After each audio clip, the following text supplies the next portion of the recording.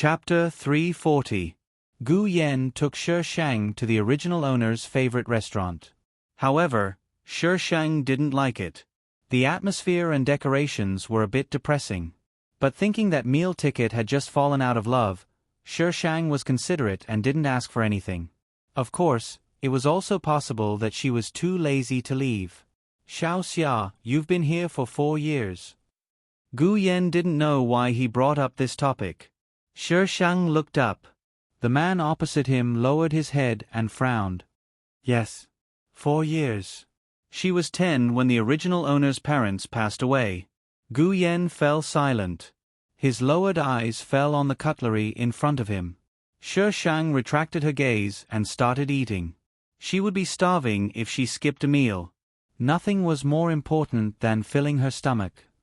Xiao Xia, you'll be 15 after today, the man opposite him suddenly said. Shi Shang was stunned. He tried hard to remember that tomorrow was the original owner's birthday. You can inherit the things your parents left you in cash when you're 16. There's 30,000 in this card. Spend it wisely and it should be enough for a year. Before Shi Shang could answer, Gu Yan pushed a card over. Shi Shang, was meal ticket going to run away? Uncle Gu, what do you mean? Shi Shang put down his chopsticks and stared at Gu Yan. Gu Yan didn't look at Shi Shang. He just covered his face with his hands and said in a muffled voice, My company has some problems. I don't know. I promised your father that I would take good care of you, but this is all I can do now. Even if he didn't tell her now, she would find out in the future. By then, she would be alone and helpless. It was better to let her know early so that she could be mentally prepared. Has your company collapsed? Gu Yan shook his head. No, it hadn't collapsed yet, but once the capital chain collapsed, it would be close. Is your company incurable? Gu Yan. He let go of his hands and looked at the girl opposite him. She hadn't fully grown yet, but he could already see her mother's glory. Uncle Gu, why do you have to come to a conclusion so early? Opportunities are for those who are prepared and persevering. Gu Yan probably never thought that he would be lectured by a young girl one day. However, what she said was very reasonable, and he couldn't even refute her. After feeding Gu Yan chicken soup for the soul, Gu Yan threw the Shi Shang onto the street. Shi Shang was speechless. Long-term meal ticket, that's not right. Shi Shang strolled home leisurely. When he passed by the antique street, he saw Shen Jirin at the entrance. She stood with a tall boy, and then another boy in a black sweater ran over from afar. The three of them entered the antique street together. The female lead has the ability to identify treasures. She probably came to the antique street to pick up scraps. Poser Shang expressed, I do not have any tools to appraise treasures. Treasure hunting phone. It can lock onto treasures in all directions. Host, do you want one? It only costs 10,000 points. System, when did you learn how to advertise? 10,000 points. Why don't you just rob someone? There was something wrong with him. Other people's systems could earn points very easily, but it was harder than going to heaven for it to earn points. It was all because the host was too awesome. How about a discount? 5,000. 5,000. In your dreams, I only get 3,000 points per mission, and you took away nearly 2 mission points from me the moment you came up. Who asked you to not like to do side missions? Side missions are the right way to earn points. 3,000. Can't go any lower. Shi Shang rolled his eyes. Was she bargaining with it? Shi Shang walked toward the antique street.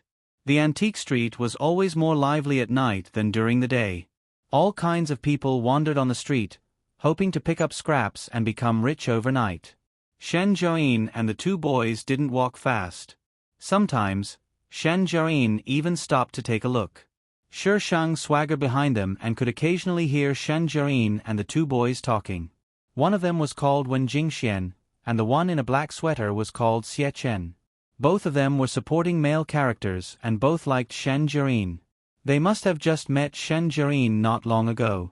Host, are you really not going to consider it? Don't you want to show off? 2,000 points. Last chance. 1,000.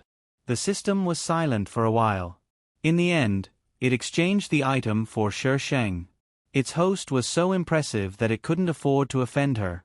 Of course, the most important thing was that the item wasn't worth much.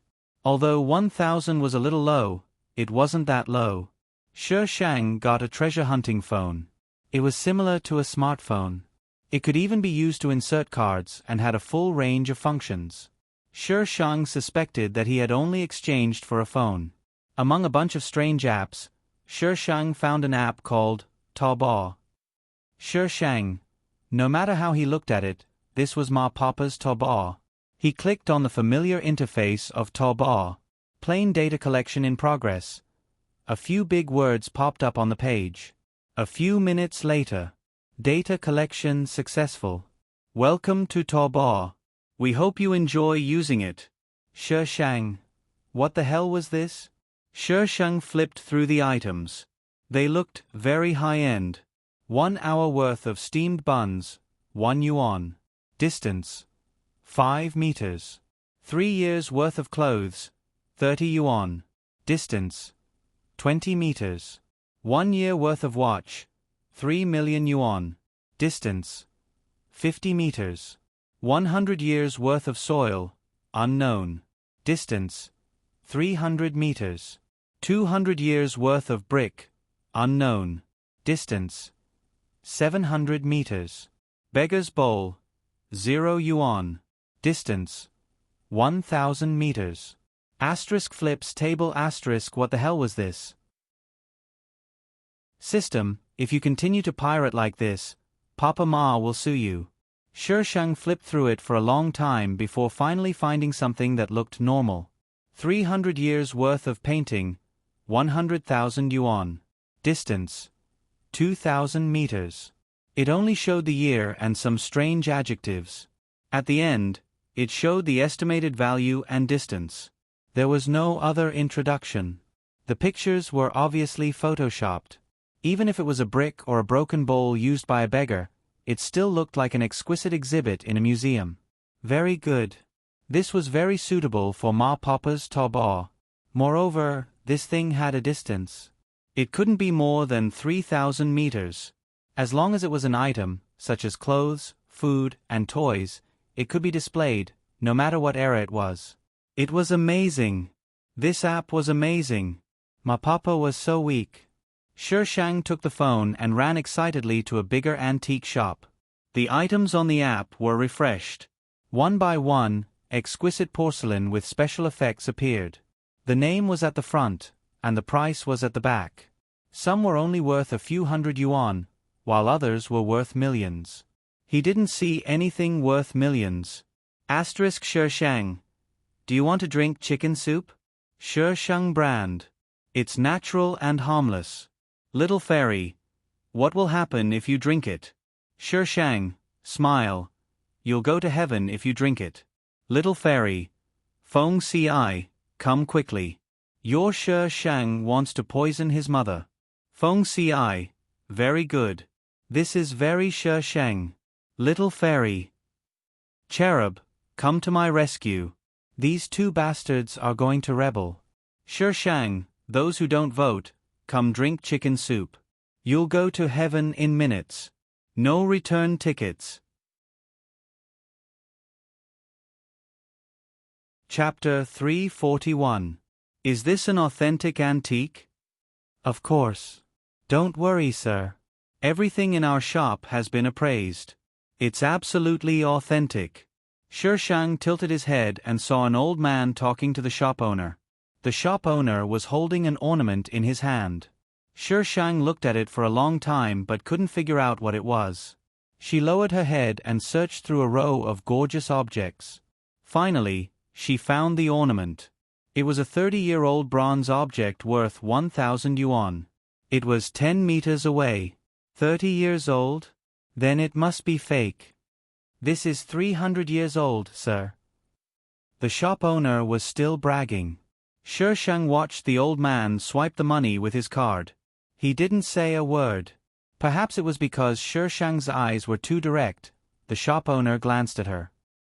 He was even more curious when he saw the strange object in her hand. He handed the old man over to the person next to him and strode over to Shi Shang. The shop owner was a shrewd middle-aged man.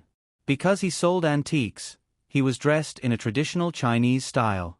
"Young lady, are you interested in antiques?" Although he was talking to Shi Shang, his eyes were fixed on Shi Shang's hand. Shi Shang had pressed the standby button when he came over. All he saw was a black screen. "Not interested." Shi Shang shook his head. The shop owner smiled. "It's late. Young lady, you should go home." Shi Shang looked in the direction of the old man and gave the shop owner a strange smile. "How much did you sell it to him? Does it feel good to get something for nothing?" The shop owner's face changed slightly, but he quickly calmed down. "Young lady, what are you talking about?" "Well, it's okay if you don't understand." Shi Shang put his phone back into his trouser pocket. "Don't worry. I won't poke my nose into other people's business. It's his business if he can't tell the authenticity of the antiques. He deserves to spend money for nothing." "It's not easy to make money." The shop owner heaved a sigh of relief. He didn't expect the young lady to be so understanding. But before he could relax, he heard the young lady say, "But it's not good to do too many bad things. Be careful." Shi Shang waved at the boss and walked towards the door. The boss stared at her back for a few seconds and felt a little strange. This little girl looked like she was in her teens, but why did she speak like an old man? There was something wrong with him. When Shi Shang came out of the antique shop, he realized that he was following the female lead. He looked around blankly at the people coming and going, but the female lead was nowhere to be seen. Shi Shang scratched his head. "Forget it, I'll just go back to sleep." In the following days, Shi Shang went to school and went home. His route was fixed. In this day and age, there was no place to do it even if you wanted to. The female lead was also quite quiet. She probably knew that she shouldn't be too ostentatious in her current situation. However, seeing that the female lead's clothes were getting better and better, she knew that she had secretly made a lot of money. Shi Shang was playing games on his phone in his seat. Well, her Taobao phone came with a game, although it was just a game. Why does Shen Jiayin look like a different person recently? She's so much prettier. What he's wearing has changed too. Did your family win the lottery? Yao Qin and the rest were gossiping again. They weren't as dirty as they would be in the future. They wouldn't think that someone was a mistress just because they were well dressed. Shi Shang's lips curled into a smile as she lowered her head to continue playing. "Shangxia, where did you buy this game console? The graphics are so clear." At some point, Yao Qin had turned her head and happened to see Shi Shang's screen. "Why, can it be more direct? It's so advanced." Yao Qin's voice immediately attracted the attention of many people. Shen Jiayin looked over and only saw the crowded seats. She couldn't see what was going on inside. She lowered her eyes to hide the disdain in them. Shi Shang saw that more and more people were crowding around him. He put away his phone in frustration and lay down on the table to sleep. "Shangxia, can you lend me your game console to play?" "Shangxia, I beg you, lend it to me to play with." They had never seen a game console that could be used directly and were very curious. Shi Shang covered his ears. These people surrounded him for a while and could only disperse when he didn't respond. Some people muttered that he was stingy. But at that time, electronic devices were not very common and owning a game console was something to brag about. They understood that it was normal for him not to lend it to them. However, they had never seen a game console that could be used with such good graphics and could be used directly. This episode passed quickly. The students' attention was always diverted quickly. "I heard that the new form teacher is coming today. I wonder if it's a man or a woman. I don't care. I don't want to go to class. I'm going to throw up if the form teacher next door comes. Luckily, it's over today." Oh right, their form teacher had applied for pregnancy leave and the form teacher next door had been substituting for her. Yesterday, the substitute teacher had said that the new form teacher would be coming today. Shi Shang didn't care whether the form teacher was changed or not. She planned to be a bad student anyway. Pretentious Shang expressed that she couldn't be bothered to write the middle school lessons. The bell rang and the classroom immediately quieted down. Everyone heard the news and looked at the classroom door. Footsteps sounded in the quiet corridor. A man in a white shirt and suit pants appeared at the door. There was a collective gasp in the classroom. So handsome. No matter what era it was, a good-looking face was definitely a good tool for showing off. Shi Shang raised his head and looked at the door. He frowned and turned to look in Shen Jiaoyin's direction. Shen Jiaoyin looked surprised. Her brows were tightly knitted and her body was tense. It was obvious that the female lead was on her guard.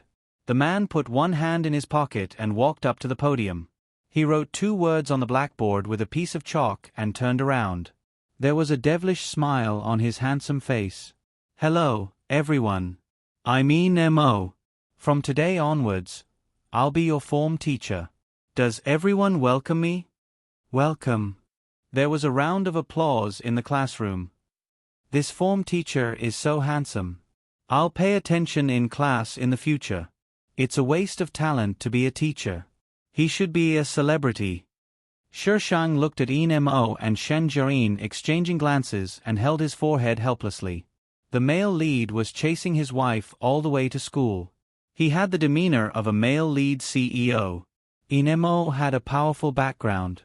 At first, he was attracted to the female lead's ability.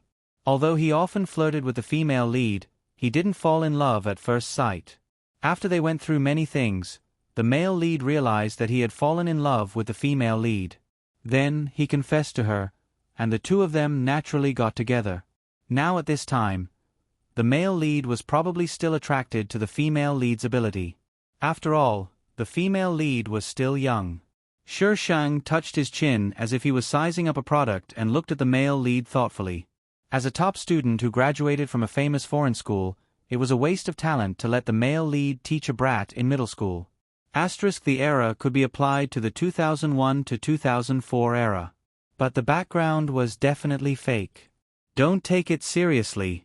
The antiques were all fabricated. Don't find fault with them. I wonder if the Taobao app meme is useful, _ if someone uses it, don't hit me, I really don't know. Chapter 342. Mo's appearance was well received by the students among the older teachers. Many students expressed that they wanted such a handsome form teacher too, since their form teacher didn't apply for pregnancy leave. "With such a handsome form teacher, Mom doesn't have to worry that I don't like to study anymore." The first thing Mo did was a quiz to understand everyone's results. Shi Shang took the test paper and flipped through it before picking up a pen and starting to write. When the results were announced, everyone was stunned. "Brainiac, how did you end up in 45th place?" Shen Jiaoyin also looked over at Shi Shang with a strange gaze. But he didn't care at all. He took out a book from his desk and started reading. Those close to him could see the words on the cover. They were all in English and couldn't understand. The realm of a genius isn't something ordinary people like us can understand. Mo obviously didn't care about Shi Shang. He only cared about Shen Jiaoyin. Shen Jiaoyin's results used to be average, but she made it to the top 10 in this quiz. Shen Jiaoyin knew that this man was very impressive. She clenched her hands tightly under the desk and her heart was in her throat. Mo looked at Shen Jiaoyin meaningfully before taking out his textbook. "Students, turn to page 136. During the break, Shi Shang went to the school's canteen to sell water. In order to take a shortcut, they went to a place with fewer people. When they passed by the school's flower bed, they were lucky enough to see the male and female lead having a private meeting. Their posture, it was a little thought-provoking. Mo grabbed Shen Jiaoyin's wrist and placed one hand on her waist. He held her in his arms and looked down at her. "Mo, let go." Shen Jiaoyin struggled. Perhaps because she didn't use much strength, the effect was minimal. Their posture became even more intimate. Mo blew into Shen Jiaoyin's ear. "Miss Shen, we've done more intimate things before. Why are you so nervous?" Shen Jiaoyin was so angry that her face turned red. "Hooligan, I shouldn't have saved you that day out of kindness. Ha ha ha, there's no medicine for regret in this world. Shi Shang looked at the male and female lead exchanging feelings and thought about what position she should use to break up the couple. He was the pretentious Shang who wanted to break up the couple. Shen Jiayin was killed in her previous life, so she was very wary in this life. Inamo wasn't someone who could easily trust others. Two people who were equally guarded could only be honest with each other after going through life and death together. Then let's not let them live and die together. Shi Shang recalled the plot, picked out a few important parts, and then turned to leave. After buying the water, Shen Jiayin was already in the classroom. Her face was still a little red, and she was rubbing her wrist. Her gaze was unfocused, and no one knew what she was thinking. Shang Xia, the class teacher was looking for you. Yao Qin saw that Shi Shang had returned and immediately sent her a message. Why are you looking for me? I didn't think they saw me just now. Nothing good would come out of the male lead's appearance. She wouldn't go. Shi Shang's central thought was that he should never do anything that was not good. Eliminate all possible dangers. I don't know. Maybe it has something to do with you. Yao Qin glanced at the test papers on Shi Shang's desk. His meaning was clear. In the past, she had always been in first place. This time, she had slipped to 45th place. It was normal for the homeroom teacher to talk to her. Shang Xia, is there something wrong with you? Why did your results drop so much this time? Yao Qin turned around and came face to face with Shi Shang. Shi Shang took out the test papers and handed them to Yao Qin. Yao Qin looked at her suspiciously and took the test papers hesitantly. The test papers were very neat. Because there weren't many words on it. But all the questions she had written were correct. The total score of all the questions was 38. Yao Qin. She was a top student. For some reason, she felt that this number was very ironic. Was it her imagination? Shi Shang didn't look for Inamo, and Inamo didn't call her either. It was as if Inamo was calling her to complete a mission, and it didn't matter whether she went or not. When Shi Shang came, it was almost the end of the semester. The relationship between Shen Jiayin and Inamo was still at the stage where one was wary of the other and the other was testing the other. Once the final exams were over, Shi Shang couldn't wait to leave the school. On the way home, Shi Shang rarely saw Gu Yan, who had been so busy recently. You're back. Gu Yan was wearing an apron and holding a spatula with a smile on his face. Go wash your hands. The food will be ready soon. Shi Shang looked at the table. It was all the food that the original owner liked to eat. Uncle Gu, why are you back? Aren't you busy at the company? Shi Shang went to the kitchen to wash his hands. Gu Yan was still boiling soup. Hearing her question, Gu Yan smiled and replied, I'm busy. But your final exams are over, so I have to celebrate with you. Gu Yan squeezed out this little bit of time. He had to leave after dinner. Oh. Meal ticket was really busy. How did you do? Gu Yan took out a bowl of soup and said confidently, with your results, you should have no problem getting first place. Shi Shang paused in the middle of wiping his hands. I'm afraid I'll have to disappoint you. She only filled in the simple questions for all the papers. She directly handed in the blank papers for the political and history papers, which required a lot of writing. Gu Yan was probably reassured by the original owner's results, so he didn't continue asking. After eating with Shi Shang, he left in a hurry. When the results were announced, Gu Yan received a call from the school. How could a student with such good grades fall to such a low level in such a short time? Gu Yan had no choice but to take some time out to go home and find Shi Shang. Shi Shang was in a daze when he heard someone knocking on the door. He pulled the quilt and got out of bed. He stuttered for a while before opening the door. Gu Yan stood outside with a dark expression on his face. He was surrounded by a gloomy aura. Shi Shang instantly woke up. Uncle Gu, did the school announce the results? Gu Yan, was this child a roundworm in his stomach? How could he know that the school had announced the results before he even said anything? Shi Shang scratched his head and said in a nasal voice, "I'm too lazy to write those long essays. My grades are completely fine. Uncle Gu, don't worry." Gu Yen looked at Shi Shang and sighed. He said earnestly, "I don't want your grades to be good. I can support you, but what will I do when I'm old? You need to have a skill so that when you get married, your husband's family won't be able to take advantage of you." Shi Shang: "Uncle, you're thinking too far ahead." Gu Yen probably felt that he had said too much. He coughed and said, "Since you say that your grades are fine, I believe you." Gu Yen didn't believe him at all when he thought of the terrible results. But he couldn't be fierce to this child. It was said that one shouldn't hit other people's children. This saying was absolutely true. If this was his own child, he would have hit him long ago. Gu Yen told Shi Shang to study hard at home and hurried back to the company. However, he kept thinking about this matter. He didn't have much time to control her. He couldn't let her go astray. Asterisk thank you to Cherub who tipped me, please vote.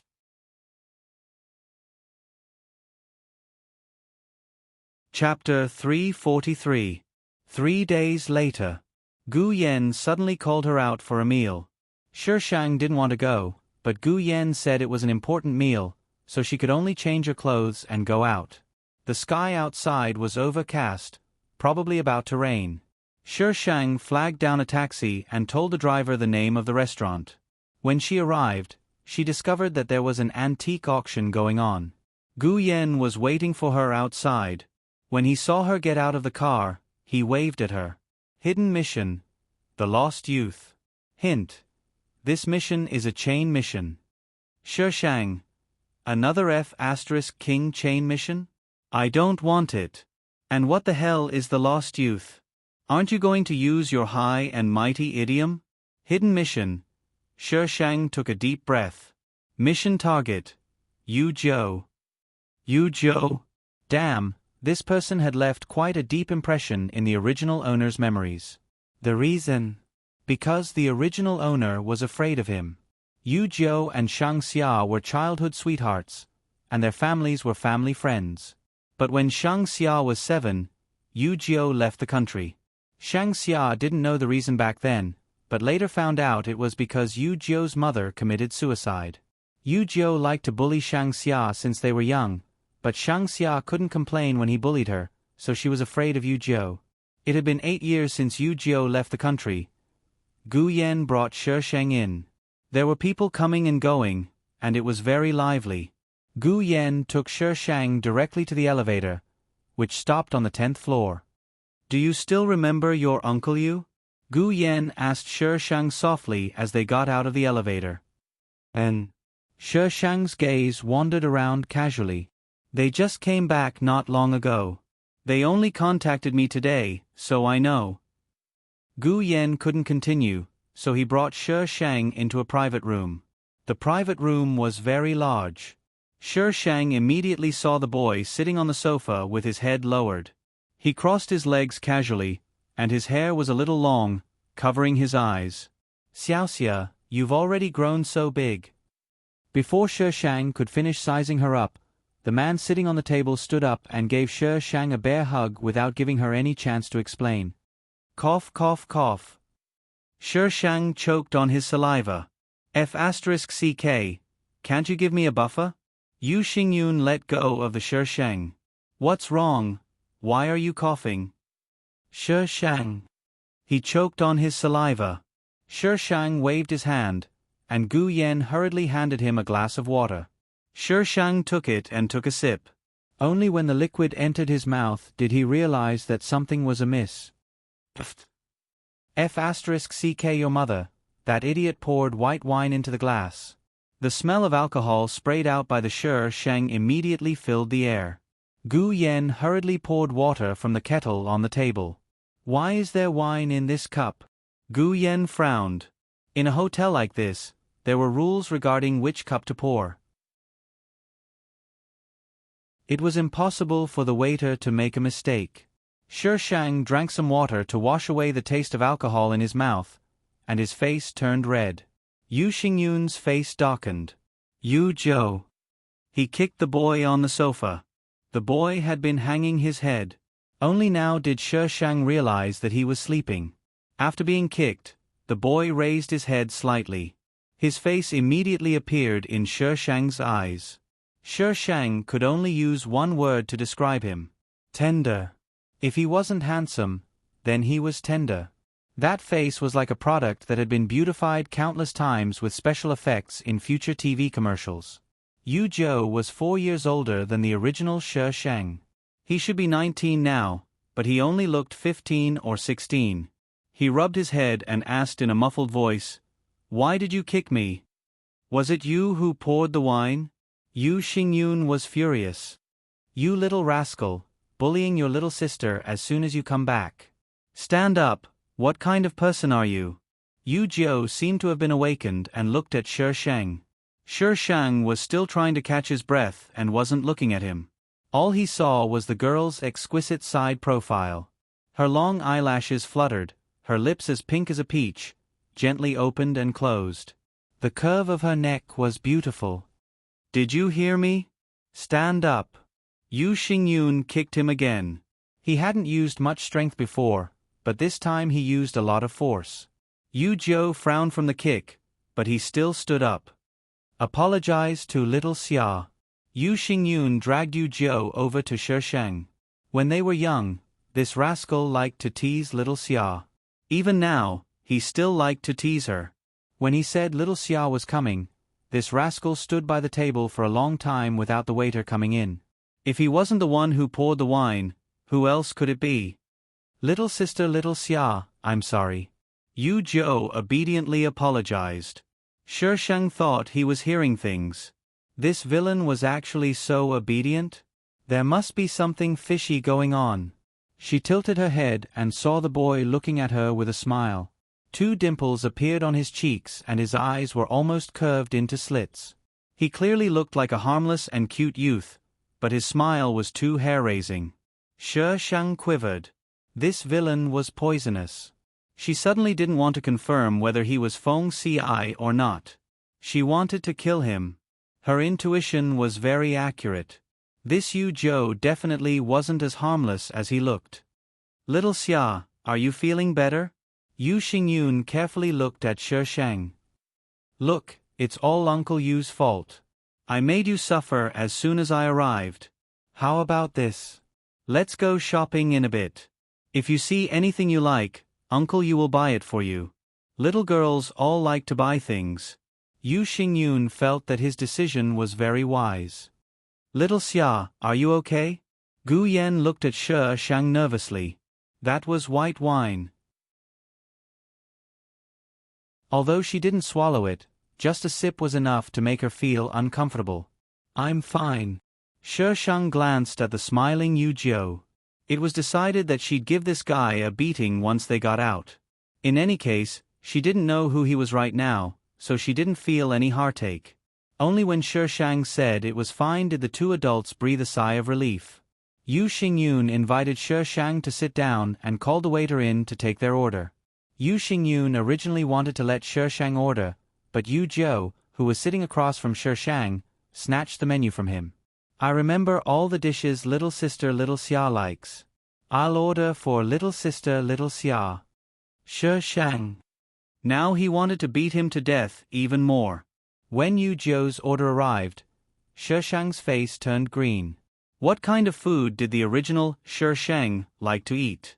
She hated everything. Yu Zhou picked up a bowl and sat down next to Shi Shang. "Little sister little Xia, here, try this. I heard it's a specialty and it's delicious." "Little sister little Xia, this is delicious too." Shi Shang grabbed his chopsticks. If it weren't for Gu Yan, he would have smashed the dish in Yu Zhou's face long ago. Lu Qingyun, who was at the top of the blacklist, could step down now. Yu Xingyun and Gu Yan were chatting about the past few years. The atmosphere between them was heavy, so they didn't notice the commotion. Yu Zhou kept picking up food for Shi Shang. "Little sister little Xia, why aren't you eating? Are you on a diet? You look pretty skinny. Girls should eat more. You'll look better if you put on some weight." "Big brother Yu Zhou." Shi Shang squeezed out a smile as he picked up the drink on the table. We haven't seen each other in so many years. Come, let me toast you. Yu Jiu's voice trailed off as he looked at the drink in Shi Shang's hand. It seemed this girl wasn't as afraid of him as before. 3 seconds later, Yu Jiu accepted the drink from Shi Shang. Since little sister Little Xia is toasting me, I naturally have to drink. The glasses clinked against each other, emitting a crisp sound.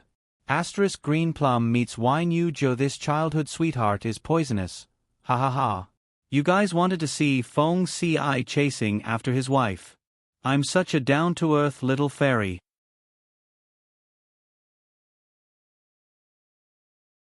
Chapter 344. Across from them, Gu Yan glanced over. The young man and young woman were holding their drinks close to each other. Both had smiles on their faces, but he felt that there was something off about their smiles. It was as if whoever smiled the brighter would win. Yu Xingyun, on the other hand, was more oblivious and didn't notice anything amiss. These two kids are still so close. Gu Yan. He only felt that the atmosphere between the two was a little strange, but he couldn't tell how they were close. Back then, if it weren't for Little Xia might have been that rascal's fiancée. I won't go out in the future. I'll take care of Little Xia with you. You've worked hard all these years. Yu Xingyun patted Gu Yan's shoulder. Gu Yan retracted his gaze. I owed brother Shangxing a huge favor back then. No matter what, I have to take good care of his child. I'm not ungrateful. I'm a man. All right, I heard that your company ran into some problems.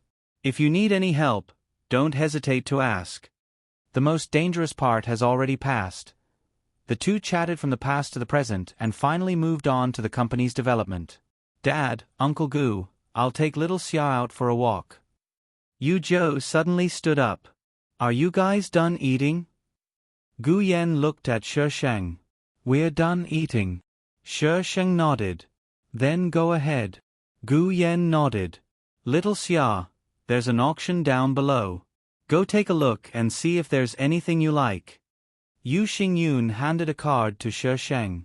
If you see anything you like, just have that rascal buy it for you. Thank you, Uncle Yu. Shi Shang accepted the card. Yu Xingyun turned back to his stern face. Rascal, take good care of your little sister Little Xia. If she loses even a single strand of hair, I'll teach you a lesson when you come back. Yu Jiu's expression was a little strange, as if he was enduring something. He nodded. Got it. Then he pulled Shi Shang out. Once they were out of the private room, Shi Shang flung Yu Jiu aside. Shang Xia, I haven't seen you in 8 years. Your temper has grown quite a bit. Yu Jiu practically squeezed the words out through gritted teeth. Shi Shang crossed his arms. Brother Yu Jiu, are you sure you don't want to go to the restroom?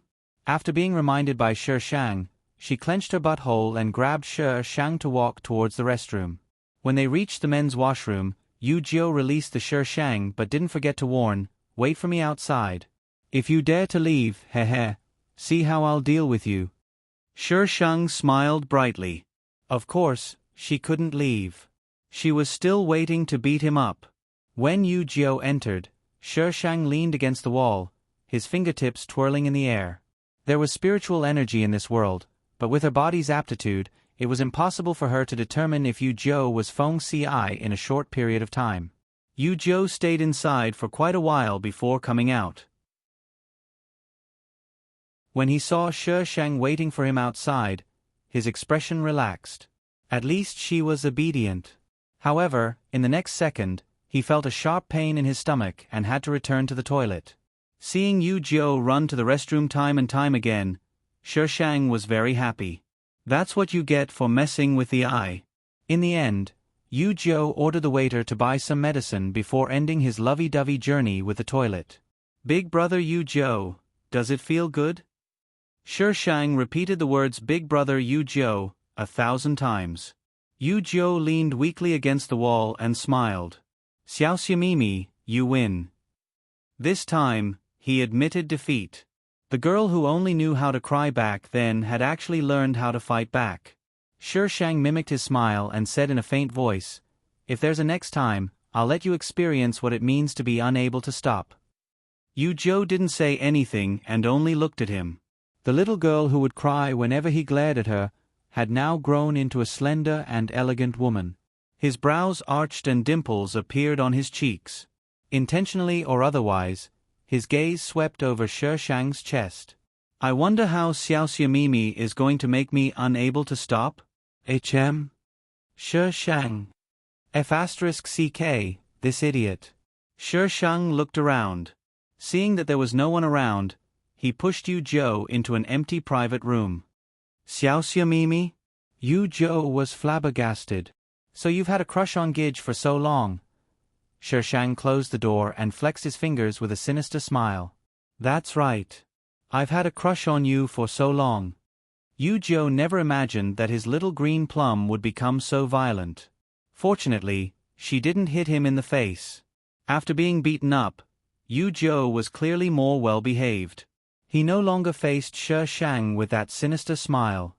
Instead, he pursed his lips, the corners of which were slightly upturned, giving others the impression that he was smiling. When they went downstairs, Shi Shang was prepared to leave immediately. However, Yu Zhou stopped him and pointed in the direction of the hall. "Xiao Xiamimi, why don't we go in and take a look?" "What, you want to buy something for me?" Yu Zhou flashed that infuriating smile again. "If Xiao Xiamimi wants it, I'll buy it even if I have to go bankrupt." Shi Shang. His hands were itching to beat him up again. Chain Mission 1. Attend an auction with Yu Zhou. The system's voice suddenly rang out. Who would want to attend an auction with this idiot? Whoever wanted to go could go. In any case, I wasn't going. Shi Shang lifted his feet and headed outside. Just as he was about to step out of the revolving door, it was as though a layer of transparent glass blocked his way. The revolving door then pulled him back inside. She walked out of it easily. "There's a ghost. F***CK. Shi Shang refused to believe it and continued to try. Still, he couldn't walk out. "Xiao Xiamimi, how old are you? You're still playing this game." Yu Zhou stood not too far away. "Playing your grandpa. That idiot system actually dared to use underhanded tricks. I won't talk to the host. I won't bicker with the host." Shi Shang looked at the people in the hall. Not only were there a lot of people, there were even policemen with guns. By now, some of the policemen had already noticed her. Shi Shang gave up on the impulse to hack at her with his iron sword and turned to walk back to Yu Zhou's side. He fiercely said, "Let's go. Xiao Xiamimi isn't as cute as when she was younger." "Shi Shang, you're cute to the heavens." Just now, she should have beaten him until he couldn't get up. Seeing Shi Shang's fierce gaze, Yu Zhou immediately shut up and walked toward the auction hall. The person checking the invitation carefully read it several times before asking cautiously, "Little girl, how are you related to Mr. Yu?" Today's auction was very important, so they had to verify her identity. The two people in front of them were too young, and the invitation they were holding was someone the organizers had instructed them to pay attention to. "He's my father," Yu Zhou replied. "Please wait a moment." He took the invitation and left. About 5 minutes later, he returned and handed the invitation back to Shi Shang. "Please come in." The auction hall was decorated with an ancient charm. There were glass display windows all around, and some of the exhibits were displayed inside. A few people were gathered in front of the exhibits, discussing them. After passing through a door, they arrived at the auction hall. There were already a few people in the seats. Some sat alone, while others sat in groups of 2s and 3s. Their voices were all very soft. "Xiao Xiamimi." Yu Zhou pointed to a seat slightly in front. "Our seats are over there." Shi Shang glared at him. Did he not know where I was? Did I need you to remind me? Idiot. Shi Shang. You voted. Every vote earns you 1 Yu Zhou.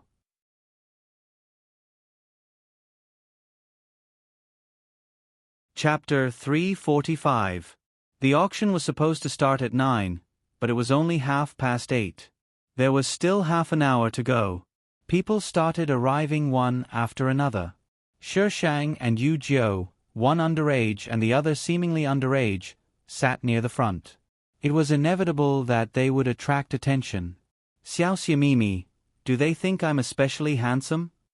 Yu Jiu asked narcissistically as he edged closer to Shi Shang. Shi Shang coldly replied, they're afraid you won't have the money to pay. Yu Jiu, his childhood sweetheart, wasn't cute at all. The auction officially started at 9. Shi Shang wasn't the least bit interested in these things and simply stared at the floor with her head lowered. Xiao Xiamimi, can you see money by staring at the floor? Shi Shang tilted her head. Can I make a request of you? Under the refraction of the light, her eyes were like the surface of a sparkling lake, rippling with shallow ripples. But upon closer inspection, it seemed to be a piece of tranquility. Yu Jiu blinked and nodded with a smile. Xiao Xiamimi, let's hear it. Shut up. So noisy. A man really was that talkative. Villains died from talking too much, you know. Yu Jiu. What did his childhood sweetheart mean? After successfully shutting Yu Jiu up, Shi Shang propped up her chin and looked at the auction stage. The item being auctioned was a jade hairpin. The auctioneer praised it as if it were a one-of-a-kind item. Paired with a touching historical story, it didn't take long for a silly roe deer to take the bait. 1 million. 1,200,000. 1,400,000. Being an auctioneer wasn't a job for a single person. Not only did they have to be eloquent, but they also had to be sharp-eyed and quick-witted. 3 million, going once. 3 million, going twice. Sold. The auctioneer hammered the gavel and the host immediately removed the jade hairpin. Shi Shang glanced sideways at the silly roe deer that had won the jade hairpin. Unexpectedly, she saw the female lead. The female lead was with the two male supporting characters she'd seen at the antique street last time. The two of them surrounded the female lead. Xiao Xiamimi, what are you looking at? Seeing that Shi Shang hadn't turned around for a long time, Yu Jiu followed her gaze. Wan Jingxian. Xiao Xiamimi, you know them? Shi Shang could hear the displeasure in Yu Jiu's voice. She turned around. It's none of your business. An unreadable emotion flashed through Yu Jiu's eyes. Little sister Xiao's matters are my matters, so of course it's my business. There was something wrong with him. Shi Shang labeled Yu Jiu. At the end of the auction was a piece of Yuan dynasty blue and white porcelain. Shi Shang didn't know much about these things, but when she went to a museum with her phone, she saw that the unit behind the Yuan dynasty's blue and white porcelain was 100 million. This kind of rare item was most likely the female lead's. He just didn't know where the female lead had found him. As soon as Yuan Qinghua appeared, the crowd below boiled over. Of course, there weren't many people who had the ability to buy it. Although the others were excited, they only wanted to look at it. Sure enough, when the auctioneer announced the starting price, the crowd quieted down. The bidders were mostly from the first two rows. In the end, it was won by the old man in the first row. Judging from the attitude of the people around him, he was probably someone of high status. After the auction ended, the people who had bought the items had to go backstage to settle the bill. Yu Jiu said he needed to go to the washroom and asked Shi Shang to wait for him here. Shi Shang waited and waited, but he didn't come out. In the end, almost everyone had left, but there was still no sign of him. Shi Shang's face instantly darkened. What was this idiot up to now? She looked in the direction of the female lead. She was talking to the old man who had won the Yuan dynasty blue and white porcelain. She didn't know what they were talking about, but the old man seemed very happy. Did the female lead just hug a golden thigh? According to the rules of the supporting female lead, as the supporting female lead, she would definitely go up to find fault with the female lead and get slapped in the face. However, Shi Shang didn't do anything. Instead, the female lead came over herself. Plot Sama. I'm kneeling to you. What kind of grudge do you have with the supporting female lead? Why do you have to torture her to death? Shang Xia, what a coincidence. You're here too. Shen Jiayin had an appropriate smile on her face. It's not a coincidence. Shi Shang took a few steps back. The words "I don't like you, don't talk to me" were written all over her face. Shen Jiayin was speechless. Lass, do you know her? Wan Jingxian was a gentle supporting male lead. His words were gentle, and his looks were even more gentle. We're classmates. Shen Jiayin nodded. I didn't expect to see her here. Shi Shang saw the disdain in Shen Jiayin's eyes again. Shi Shang cocked her neck and said bluntly, Shen Jiayin, what exactly do you despise me for? Shen Jiayin blinked and looked at Shi Shang innocently and blankly. Shang Xia, what are you talking about? Nothing. Shi Shang sneered. Don't ever think of getting someone who pretends not to know to admit that she knows. Shen Jiayin was speechless. Why was this conversation so strange? Shen Jiayin really couldn't continue the conversation. How can you speak with such a bad attitude? Didn't anyone at home teach you manners? Xie Chen felt indignant for Shen Jiayin. Xie Chen was more impulsive. He was younger than Wan Jingxian and was a straightforward person. Shi Shang glanced at him. It's none of your business whether I'm polite or not. Have I eaten your food or taken your money? Since you don't have any, what right do you have to ask me to be polite? Are you crazy? Xie Chen was speechless. You're the crazy one, aren't you? Manners are the most basic social etiquette. If you don't even know this, how dare you come to such an occasion? Aren't you afraid of offending people? Oh, I've offended you now. What can you do to me? Shi Shang raised her chin provocatively. Are you trying to say that I'll make it impossible for you to survive here? You only dare to say this to people whose status isn't as high as yours.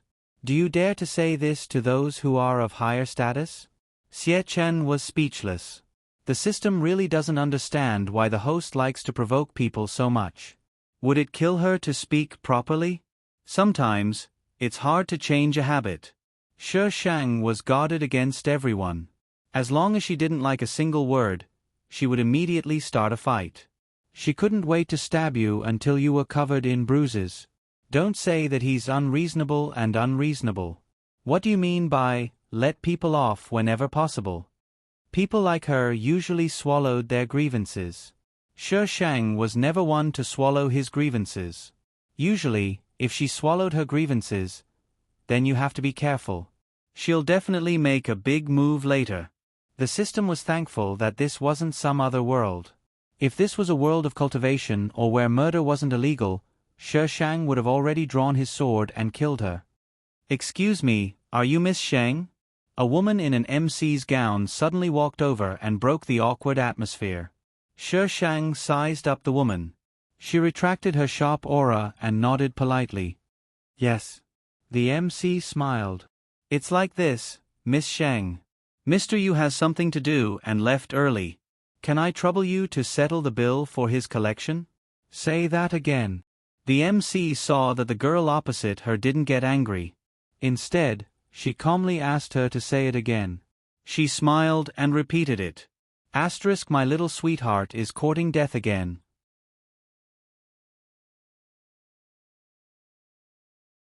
Chapter 346. Shi Shang's breathing rose and fell. After 3 breaths, she smiled. He was the one who bought it. Go look for him. When did this idiot buy things? Why didn't she know about it? He even ran off to make her pay. Seriously? Courting death. The MC was put in a spot. But, Mr. You said you'd pay for him. Pay for him? How could she get it back after paying for I? Tui. Why should I pay for him? Chain Mission 2. Help you Joe pay. The system popped up at the right time. System, let me tell you, you'll be crippled by me if you do this. It wasn't the first time anyway. Once unfamiliar, twice familiar. How much? MC. 3 million. 3 million? What did this idiot buy that cost 3 million? She couldn't even empty her own coffers. I don't have money. Shi Shang's face was stiff as he pointed at himself. Do I look like a rich person to you? MC. You have a good temperament and you're dressed well. You look like a rich person. Also, I'm a student. Do you think I can afford 3 million? Is 3 million enough for you? MC. Those who could get an invitation were all worth hundreds of millions. Even if he couldn't afford 3 million, his family could. The MC didn't know what to do, so she called the manager over. Why are you here if you don't have money? Little Jareen, is your classmate a scammer? Xie Chen was asking for trouble again. Shi Shang glanced at him. Shen Jareen hurriedly said, Shang Xia's family is in the real estate business. He can't be a scammer.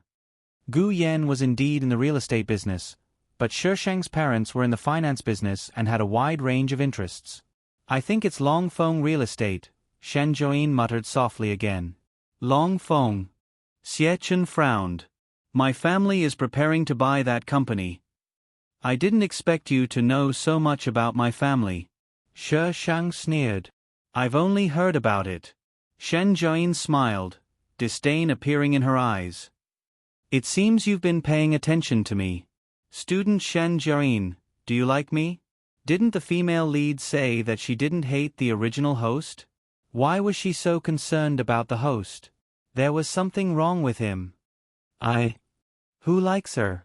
Shi Shang's cold smile deepened as she turned to speak to the MC lady. Go find that idiot who bid for the item. Uncle Yu is in the restaurant on the 10th floor. If you can't find him, you can go there and ask for money. With that, Shi Shang walked out of the hall. This time, he wasn't stopped like before. Stop? What kind of intergalactic joke was this? If he tried to stop her now, she would directly pull out her sword and slash him. Miss Shang. The MC called from behind. Shi Shang pretended that I didn't hear anything and left the auction hall in a few steps. He didn't know where that idiot Yu Jiu had gone, so Shi Shang asked the hotel staff to pass a message to Gu Yan before he left the hotel. It was raining outside. Shi Shang paused and walked into the rain. Soon, he disappeared into the rain. In the quiet alley, only the pitter-patter of raindrops hitting the surrounding buildings could be heard. Shen Jareen felt that someone was following her. She turned around several times, but there was no one behind her. The street lamps in this alley had been damaged by some brat and hadn't been repaired. Only a few street lamps were still lit, but the light was dim. Shen Jareen gripped the umbrella tightly and sped up. Seeing that she was about to reach the end of the alley, she suddenly stopped. A few dark figures appeared at the end of the alley, followed by a flurry of footsteps. Shen Jareen was stuck in the middle. Young lady, hand over the thing. What thing? Shen Jareen pretended not to understand. I don't know what you're talking about. Young lady, don't refuse a toast only to be forced to drink a forfeit. In the dark, someone approached Shen Jareen. Shen Jareen smelled the strong scent of alcohol. She quickly thought of a way to escape. Just as the dark figure was about to reach Shen Jareen, she threw the umbrella in her hand at the person opposite her and dashed toward the back. But the people behind her were all men. As a young lady, Shen Jareen was no match for them. She was quickly caught. Shi Shang stood in the dark, allowing the rain to fall on his body. He watched as the men searched Shen Jareen's body, beat her up, and then left. Luckily, these people weren't lustful, or else Shen Jareen would probably be unable to keep her chastity. Shi Shang flicked his wet hair. Mo had been lured away by her, and Shen Jareen was now a piece of trash. He stepped on her a few times. Shi Shang was about to go out when someone grabbed her wrist and pressed her against the wall behind her. Shi Shang reflexively raised her leg to kick, but the other party grabbed her leg and pinned her down. It's me. Shi Shang. This retard. Yu Jiu put a finger to her lips and pointed outside. Shi Shang frowned. He heard footsteps in the alley. They came from afar, then stopped. Then, they came from afar and soon disappeared. She leaned out to take a look. There was no one where Shen Jareen had been. Shi Shang. What the F***ck, Xiaoxumimi, I didn't know you had a talent for doing bad things. Yu Zhou didn't dare to let go of Shi Sheng. He was well aware that his childhood sweetheart was very violent. Brother Yu Zhou, Shi Sheng squeezed out the words through gritted teeth. Skipping a bill and following me, this debt. Hiss. Yu Zhou retreated abruptly, the sharp pain in his arm causing him to frown. Under the dim light, a cold glint reflected in his eyes.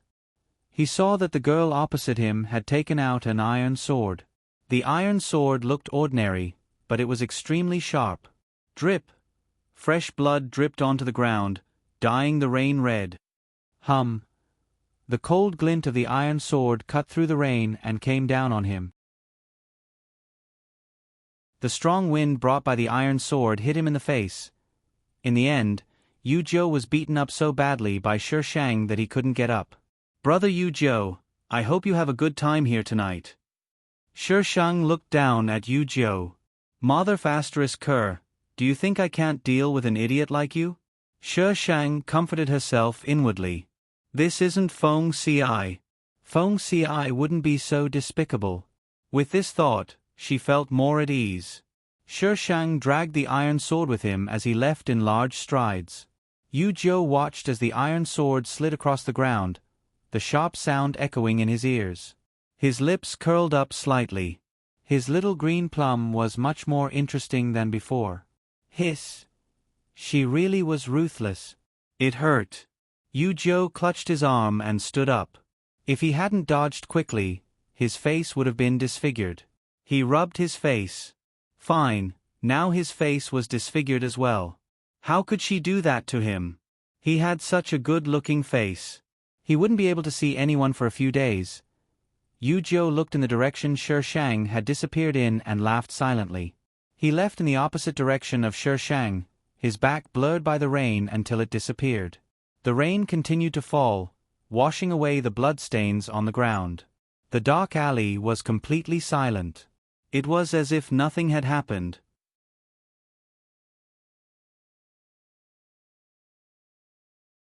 Chapter 347. He'd heard that Yu Xingyun had beaten Yu Zhou up. Shi Sheng was overjoyed to hear this news. Who told you to scheme against I? But why was this idiot standing in front of her house with his luggage? Xiao Xiamimi, did you miss me? Shi Sheng expressionlessly closed the door, blocking Yu Zhou's smiling face outside. I want to kill you. Gotcha. Shi Sheng watched as the door was opened from the outside and Yu Zhou's face appeared in front of him once more. Uncle Gu gave me the key. Yu Zhou proudly waved the key in his hand. Swish. The iron sword appeared without warning. Get out or I'll hack you to death. Choose. Shi Sheng's voice was flat. His domineering imperial aura stunned Yu Zhou. His hand was still hovering in the air, the key swaying slightly and making a faint noise. His eyes were bright. So bright that Shi Sheng was baffled. Xiao Xiamimi, your sword looks very powerful. This idiot. She squeezed out a smile. Do you know what this sword is called? HM? Yu Zhou tilted his head, dimples appearing on his cheeks as his eyes lit up. What's it called? Shi Sheng tightened his grip on the sword. It specializes in treating idiots. Idiot Yu Zhou. He felt like his childhood sweetheart was scolding him. Xiao Xiamimi. A puzzled voice sounded from behind. What are you doing? Where did you get this sword? How can you point it at your big brother Yu?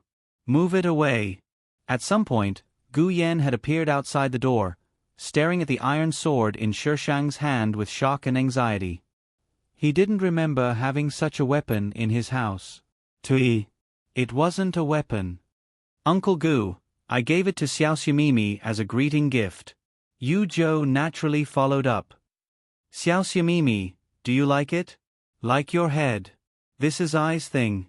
How can you have the nerve to accept it? Don't you have any shame? Xiao Xiamimi. If Gu Yan wasn't here, I would beat you up so badly even your father wouldn't recognize you. Gu Yan's expression relaxed. Even so, you can't point it at people like that. Xiao Xiamimi, move it away. What if someone got hurt? That sword looked quite sharp. Was it a toy? It looked so realistic. How could this child Yu Zhou give her something so dangerous? She'd find a chance to keep it in the future. Shi Shang glared at Yu Zhou. Yu Zhou's lips curled up, revealing a pair of dimples. His smile was completely harmless. Shi Shang reluctantly put down his iron sword, his cold gaze sweeping over Yu Zhou. Gu Yan brought Yu Zhou's luggage in and smiled at Shi Shang. Little Xia, your Yu Gij will be staying with us from now on. As you know, I've been busy with the company recently and don't have time to accompany you. Can I refuse? Shi Shang asked Gu Yan coldly as he watched Yu Zhou enter the room. Of course, Gu Yan wouldn't agree. The summer break was so long, and he was so busy at work that he didn't have the time to take care of her. Now that she needed proper guidance, he was worried about leaving her alone at home, which was why he had Yu Zhou come over to keep her company. The two of them were childhood sweethearts. It would be good even if they got together in the future. Shi Shang was just short of throwing a tantrum and threatening to hang himself. However, the more Shi Shang objected, the more Gu Yan felt the need to keep Yu Zhou here. After helping Yu Zhou pack, Gu Yan called him outside. Little Zhou, I think there's something wrong with little Xia. She's at the age where she's rebellious. Help me keep an eye on her and don't let her go astray. Gu Yan looked at the closed door with furrowed brows. His childhood sweetheart was already capable of slashing people with a sword. She had long gone astray, all right? Yu Zhou nodded with a smile. Don't worry, Uncle Gu. I'll take good care of little sister little Xia. Then I'll have to trouble you. Her routine isn't too good, so you have to make sure she eats and sleeps on time. Gu Yan patted Yu Zhou's shoulder. Take this card. Call me if it's not enough. Yu Zhou didn't refuse and accepted it naturally. Okay, Uncle Gu. After Gu Yan left, Yu Zhou entered the room with the card. Shi Shang sat on the sofa with his legs crossed and an expression that said, "There's no one here, so I'm going to beat you to death." Girls should sit like this. Yu Zhou raised his brows and smiled mischievously. Little sister little Xia, I saw your underwear. Eyes shorts. Where did you see Ai's underwear? Shi Shang said calmly. Yu Zhou. Sigh, his childhood sweetheart wasn't cute at all. The consequence for Yu Zhou was to be beaten up again before Shi Shang slammed the door shut and ignored this idiot who just barged into his house. Yu Zhou looked at the messy living room and sighed. How did his childhood sweetheart survive? He rolled up his sleeves and began to clean up the living room. When he reached the table, he saw the iron sword. His eyes lit up and he reached out to take it. It was very light. At the very least, it was lighter than he'd imagined. He tried to wave it, but there seemed to be some obstruction in the air. His movements weren't smooth. He was stunned. Why did it look so good in his childhood sweetheart's hands? After waving it a few times, he put the iron sword back and continued to clean up the living room. By the time he was done, it was almost 1 a.m. However, the person in the room still hadn't come out. He went to knock on the door, but no one answered.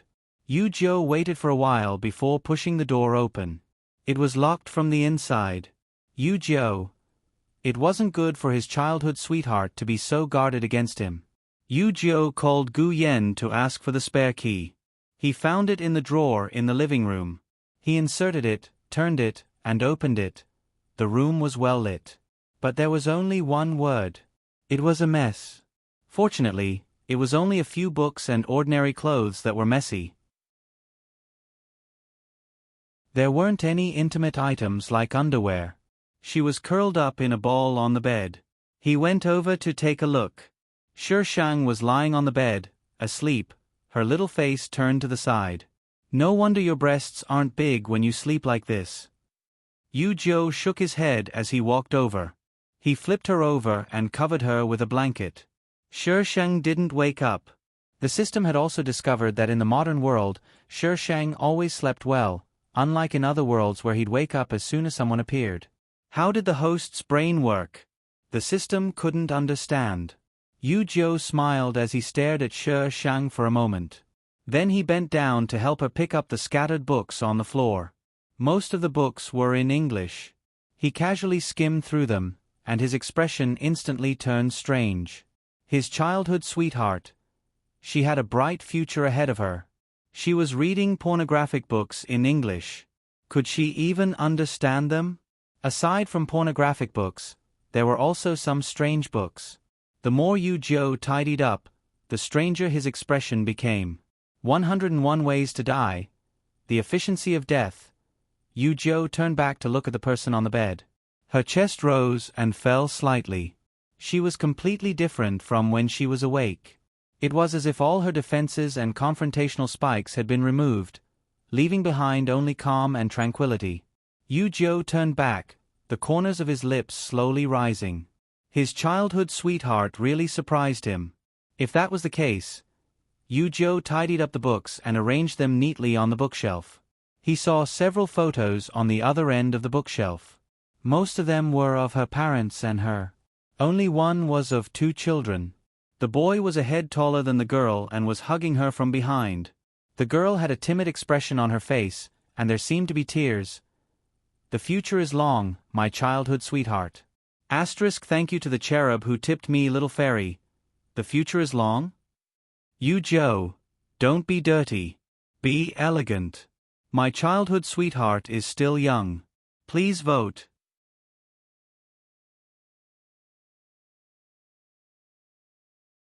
Chapter 348. Shishang had a dream. It wasn't about her. It was about the original owner. It was a standalone villa. A little girl stood in front of the iron railings, trying her best to look outside. In the distance, a family was moving things out. A little boy stood in front of a car with his head lowered. The little girl looked at him, but he didn't raise his head. After the people behind him finished moving things out, they told him to get in the car. Only then did he raise his head and slowly look in the little girl's direction. That gaze. It was as sinister as a viper. The little girl was so frightened that she took a step back, then stumbled into the villa as if there was a monster behind her. The scene came to an abrupt end. Shishang sat up on the bed. Triggered side mission. Memories of time. Accepted by default. Shishang was jolted awake by the system's cold electronic voice. His groggy consciousness instantly sobered up. What memories of time? What the hell was this? Yu Jiu's past and the cause of Shang Xia's parents' death. Shishang. What the hell? Didn't Shang Xia's parents die in a plane crash? What about Yu Jiu's past? System, don't randomly assign missions and add plots. Thank you to your entire research team. The system didn't say anything. Since the host was so awesome, it could figure it out on its own.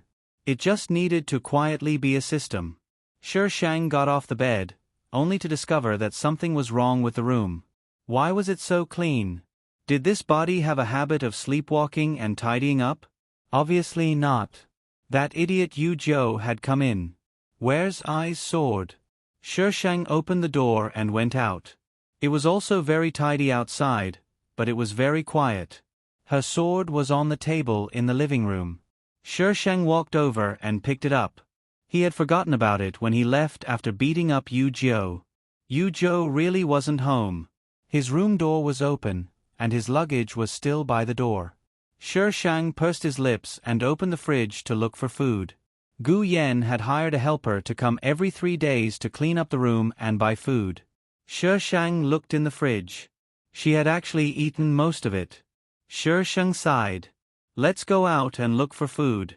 Shaking the wrinkled clothes on her body, Shishang did not mind and just went out.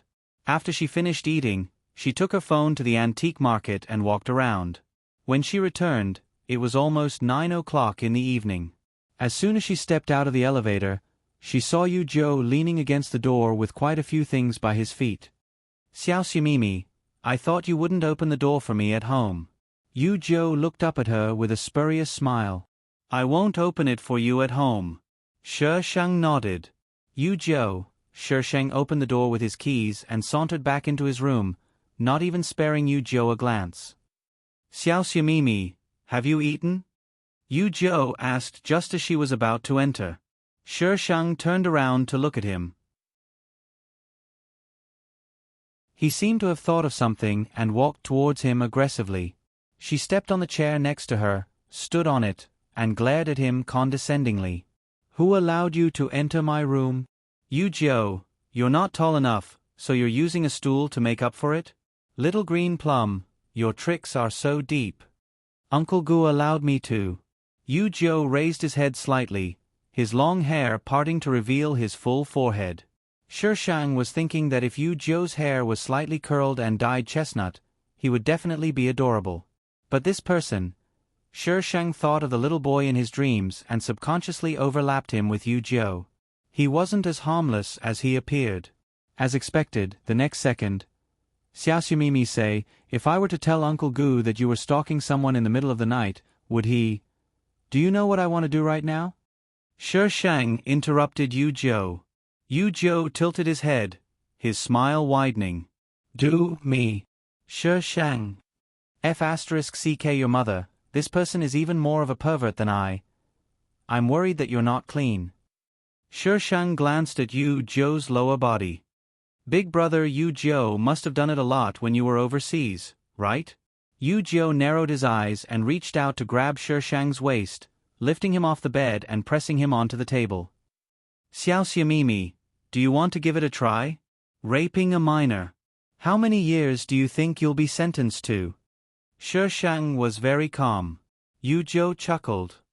Xiaoxumimi, you're overthinking things. My dad and Uncle Gu both want us to be together. Even if I did something to you, the most they do is push our marriage forward. Shishang, Xiaoxumimi, do you want to consider being together with me? Yu Joe moved closer to Shishang with an ambiguous smile. Don't worry, I still have my first time. I'm very clean. Shishang raised his leg to kick Yu Joe's lower body. To be honest, even if he was Feng Ci, she would still beat him up. He deserved a beating. Yu Joe released Shishang and nimbly dodged her shadowless leg. He held his forehead and laughed. Xiaoxumimi, it's not good for you to be so violent. In the future, let's have a deeper conversation. Where's I's sword? Shishang pulled out his iron sword and swung it at Yu Joe. Yu Joe seemed to have practiced it before, for he was able to dodge Shishang's iron sword every time. In the end, Yu Joe was still beaten up and half the furniture in the living room was destroyed. His little green plum was too violent. Xiaoxumimi. Yu Joe dragged his aching body to Shishang's door. You still want a full body massage? Shishang arched a brow. Make an appointment tomorrow. Yu Joe. I refuse. He pulled out a square box from his trouser pocket. It looked a bit like sandalwood. This is for you. Yu Joe handed the box over. It's a meeting gift. Of course, Xiaoxumimi can also take it as a token of our love. Shishang's fingers cracked as he clenched them. Yu Joe didn't mind.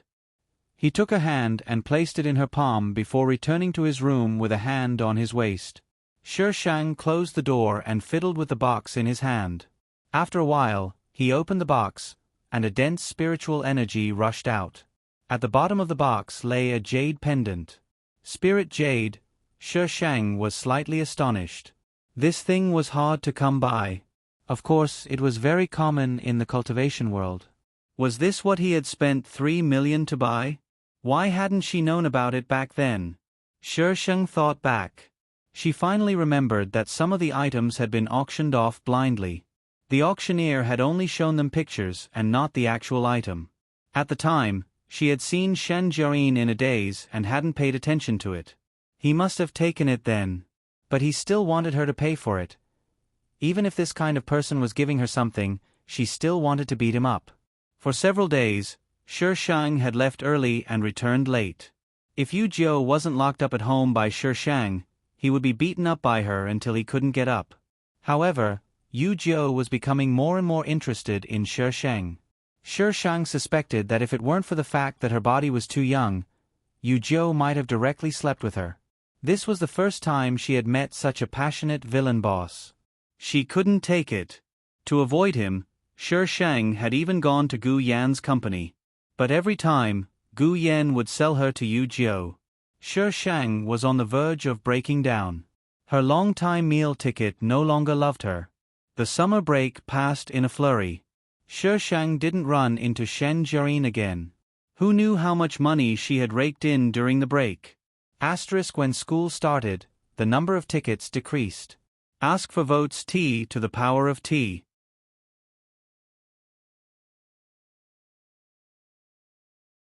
Chapter 349. Yu Jiu still had to study abroad, so Shi Shang couldn't wait to send Yu Jiu to the airport. This idiot was finally leaving. Luckily, that stupid chain mission hadn't popped up and made her follow this idiot. Little Xia, you want me to leave so badly? Yu Jiu pulled his luggage and looked at Shi Shang with a raised brow. His childhood sweetheart didn't seem to like him that much. Yes, hurry up and leave. Shi Shang waved his hand. She had only come to send him off to make sure he was really leaving. How sad. Yu Jiu probably wanted to pat Shi Shang's head. Shi Shang took a step back. Yu Jiu's hand froze awkwardly in mid-air. After a moment, he retracted it as if nothing had happened. Little Xia, don't be happy too early. I'll be back soon. His childhood sweetheart was so fun. He had to keep an eye on her no matter what. Be good and wait for me to come back. Yu Jiu waved at Shi Shang. I'm leaving. Shi Shang. There was something wrong with him. After Yu Jiu left, Shi Shang felt that his breathing was much smoother. No one asked about her whereabouts all day long or teased her. It was the last year of school, and after that, it would be high school. Shi Shang refused to take exams right after school started. How was he supposed to live? After not seeing Mo for the entire summer break, he actually looked a little haggard. But Shen Jiayin, she looked prettier than before. Skese. Who was it that saved the female lead last time? The female lead always had an endless amount of gold fingers. He had rejected it, but it was useless. The system didn't even give him any gold fingers. After the exams, Mo specifically asked Shen Jiayin to follow him to his office. Shi Shang looked up at her. Shen Jiayin was probably unwilling, but they were in school now and she didn't dare to go against Mo. She could only follow him to his office. Shang Xia, did you know? Yao Qin turned around after Shen Jiayin and Mo left the classroom, her face full of gossip. What? Shi Shang looked up at her. Yao Qin leaned back. During the summer break, I saw Shen Jiayin and teacher together. Their relationship was a little unusual. Shi Shang raised his eyebrows but didn't say anything. Yao Qin continued, I even saw Shen Jiayin attend a charity auction. I don't know who she went in with. Yao Qin's family background was not bad, but it was not as good as Gu Yan's. The charity auction that she could attend was probably not big. Why would the female lead go to such a charity auction? Do you know what Shen Jiayin's family does? Yao Qin asked incessantly. Shen Jiayin had already been reborn when she transferred over. She didn't interact much with others, so no one knew about her family background. I don't know. Shi Shang shook his head. Shen Jiayin's family was a little complicated. Her parents preferred sons over daughters, so she wasn't favored at home at all. However, Shen Jiayin later found out that she wasn't their daughter. The Shen family was even more complicated. They were in between the rich and the very rich, and they had a bunch of top-notch relatives. Later on, Shen Jiayin had a lot of fun torturing her scumbag relatives. Yao Qin suddenly concluded, Shang Xia, you seem to have changed. In the past, Shang Xia loved to sleep, but she wasn't so cold to others. She also wasn't so concise with her words, as if she wanted money for every extra word she said. Everyone is growing up. Shi Shang tapped the table with his pen, his voice gentle and pleasant. You can't stop moving forward. Yao Qin was speechless. She didn't understand the thinking of a top student. Yao Qin saw Shi Shang take out another English book to read, and the corners of her mouth twitched. Ordinary people like her couldn't understand the world of a top student. Shi Shang's first month was very peaceful. For some reason, Shen Jiayin had been very well behaved. Occasionally, she would go out with Wen Jingxian and Xie Chen. When Shi Shang was in a good mood, he would follow them to watch. When he was in a bad mood, he would run off to look for mental sustenance. He didn't have time to watch the female lead act pretentious. Shi Shang realized that the female lead and Yin Mo were getting colder and colder. In the end, Yin Mo didn't even come to class. The teacher who had applied for pregnancy leave had returned to work as the form teacher. Without Yin Mo, the students in school seemed to have lost a topic of conversation. Shi Shang observed Shen Jiayin for a few days. She seemed to be relieved about Yin Mo's departure. As expected of a novel that spanned a long time, the progress of a relationship was slow. Yu Zhou didn't come back, and Yin Mo didn't appear. Life in junior high became dull. Shi Shang firmly secured the throne of a bottom student. She really did what she said she would do. Not 1 point more, not 1 point less. The teacher knew her background and didn't bother with her. She only reminded her to answer the questions seriously during the middle school exams. She was a top student. The students around her expressed that they had never seen such a pretentious person. The pretentious Shang passed junior high smoothly and successfully advanced to a higher school. Shi Shang naturally applied to the school that the female lead, Shen Jiayin, applied to. As the top student in the province, Shen Jiayin received the attention of the entire school. Shi Shang knew what Shen Jiayin wanted to do. She wanted to start a company. Starting a company was so busy that she didn't have time to come to school. She got first place to negotiate with the school. Things were going according to the plot. Shen Jiayin wanted to start a company in her 3rd year of high school. Shen Jiayin had money. Even if she wasn't familiar with the company, she could hire professionals. It was proven time and time again that money wasn't everything, but it was impossible without money. Shi Shang had paid attention to the progress of her company. It was a little slow. The direction was good. After all, he had been reborn and knew many opportunities. Yao Qin was still in the same class as Shi Shang and sat in front of her. After class, she turned and asked Shi Shang, "Shang Xia, there's a cocktail party tonight. Do you want to go?" "What cocktail party?" Shi Shang didn't look up and just asked casually. "I don't know. My dad asked me to go. I heard that many people from the business world will be there. Uncle Gu should be there too. Let's go together. It's a cocktail party related to stone gambling." Shen Jiayin had appeared behind Shi Shang at some point and spoke up. "How did you know?" Yao Qin didn't like Shen Jiayin. Ever since Shen Jiayin snatched the title of the school belle in high school, Yao Qin disliked Shen Jiayin even more. Shen Jiayin smirked disdainfully. "I advise you not to go. That place is much more serious than a normal cocktail party." Yao Qin snorted. "Shen Jiayin, aren't you just relying on your relationship with that person from the one family? What capabilities do you have?" Shi Shang reached out and pressed Yao Qin's hand. Yao Qin looked down at her. Shi Shang smiled faintly, her gaze calm. If she dissed the female lead now, she would be slapped in the face in the future. She was very capable.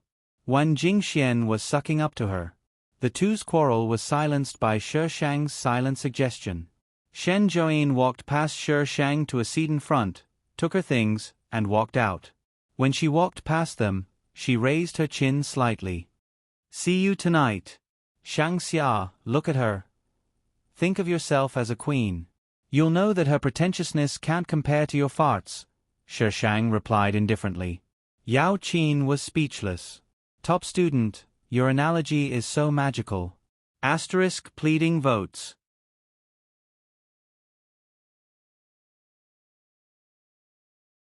Chapter 350.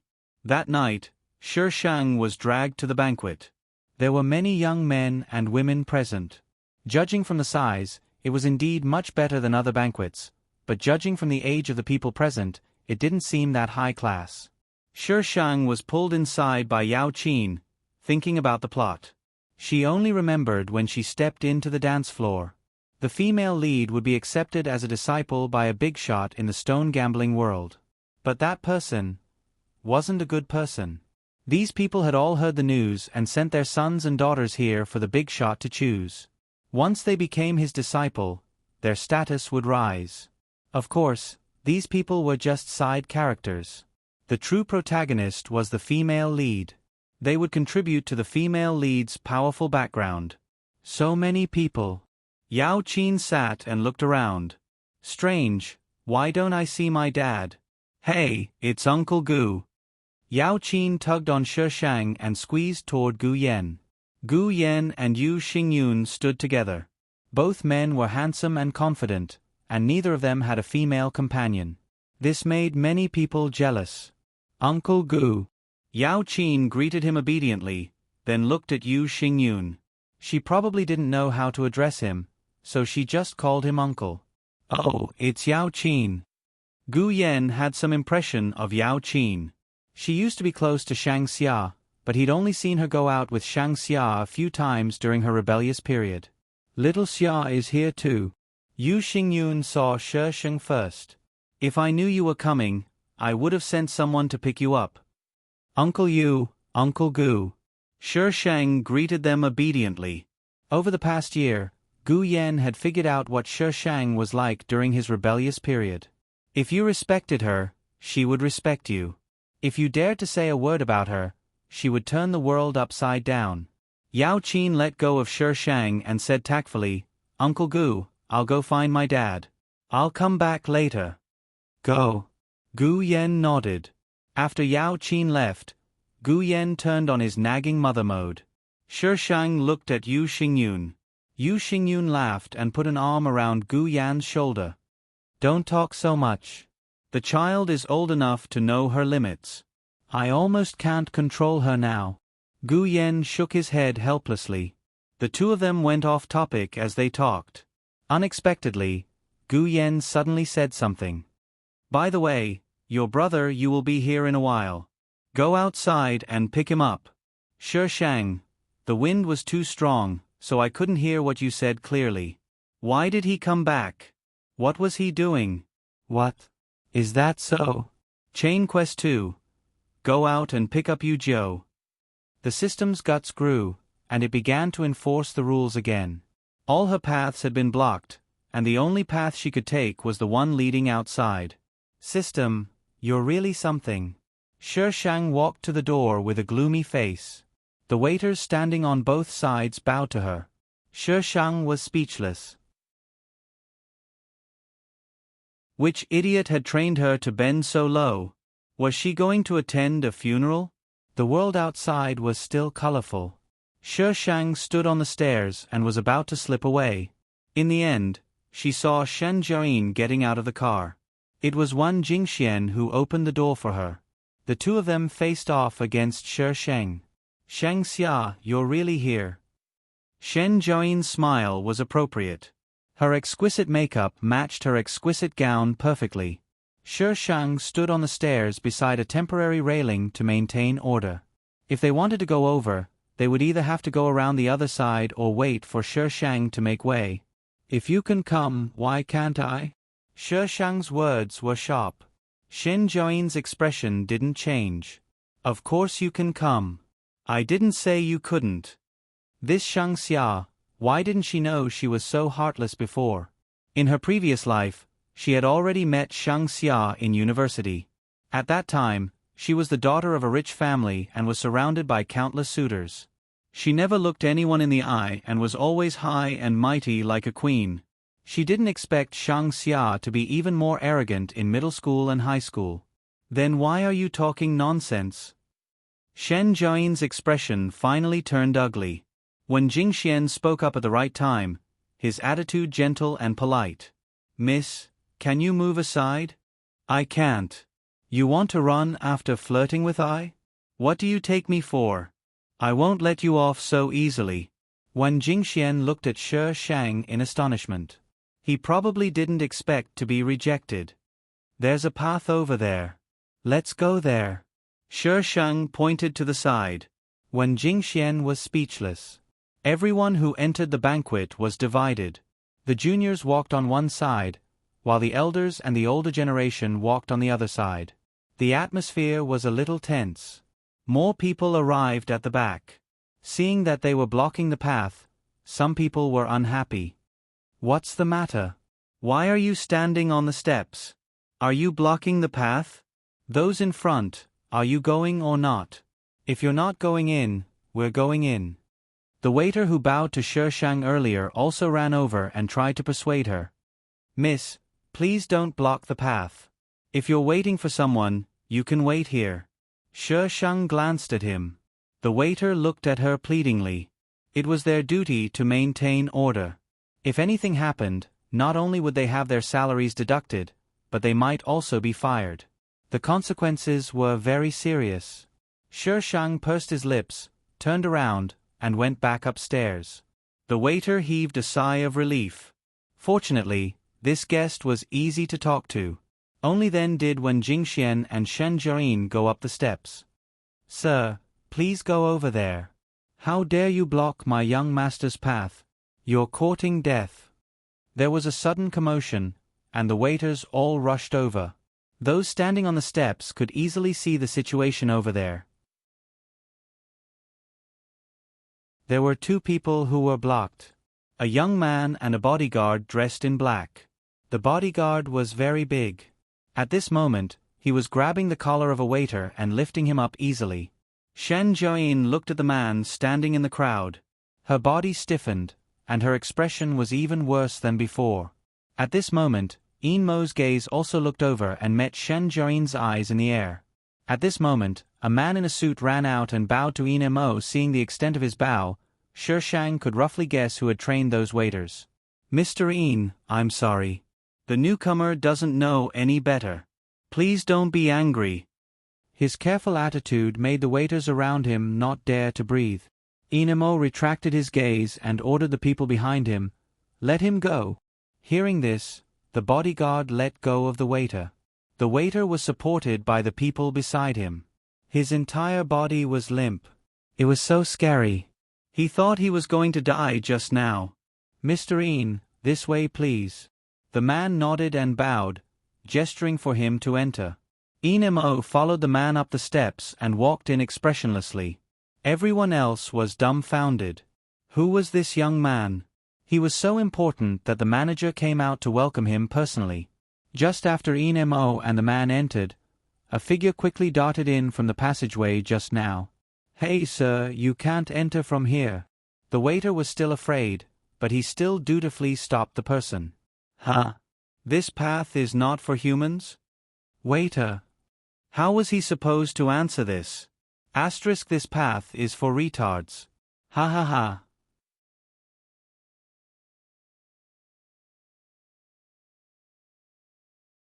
Chapter 351. Since it's for people to walk, why can't I? Attendant. Did he forget to check the almanac before leaving today? There was an unknown big shot in front of him, and now there was someone looking for trouble. Sir, you can go that way. The attendant gestured for him to go through another passage. Why? Shishang couldn't bear to look at him. Was this guy really a villain?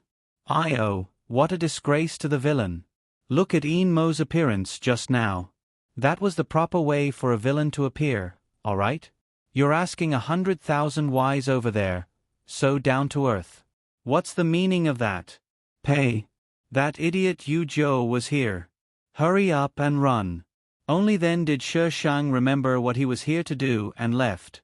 Seeing Shishang run, Yu Zhou didn't bother to argue with the attendant and chased after him. Attendant. Was there something wrong with this kid? He was such a good-looking kid, so how could he be a retard?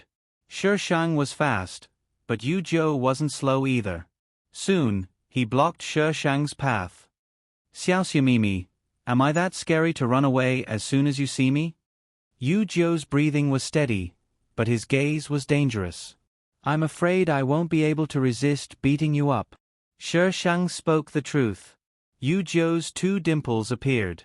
Beating is a sign of affection and scolding is a sign of love. Xiaoxiamimi's way of expressing love is a little hard to understand, but I'll try my best to endure it. Endure your grandpa. Shishang. As expected, he really wanted to beat him up. Shishang's hands were itchy. He grabbed Yu Jiu and tossed him into a nearby bush for a round of beating. The passers-by looked at the swaying bushes and the faintly discernible silhouettes.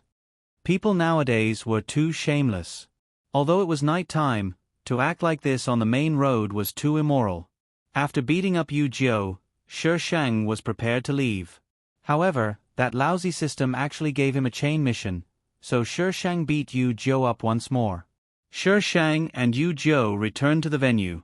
Yu Jiu didn't know where he went to change his clothes, but he suddenly looked much taller. Xiao Mimi, am I the most handsome person here? Yu Jiu raised his brows at Shi Shang. Handsome.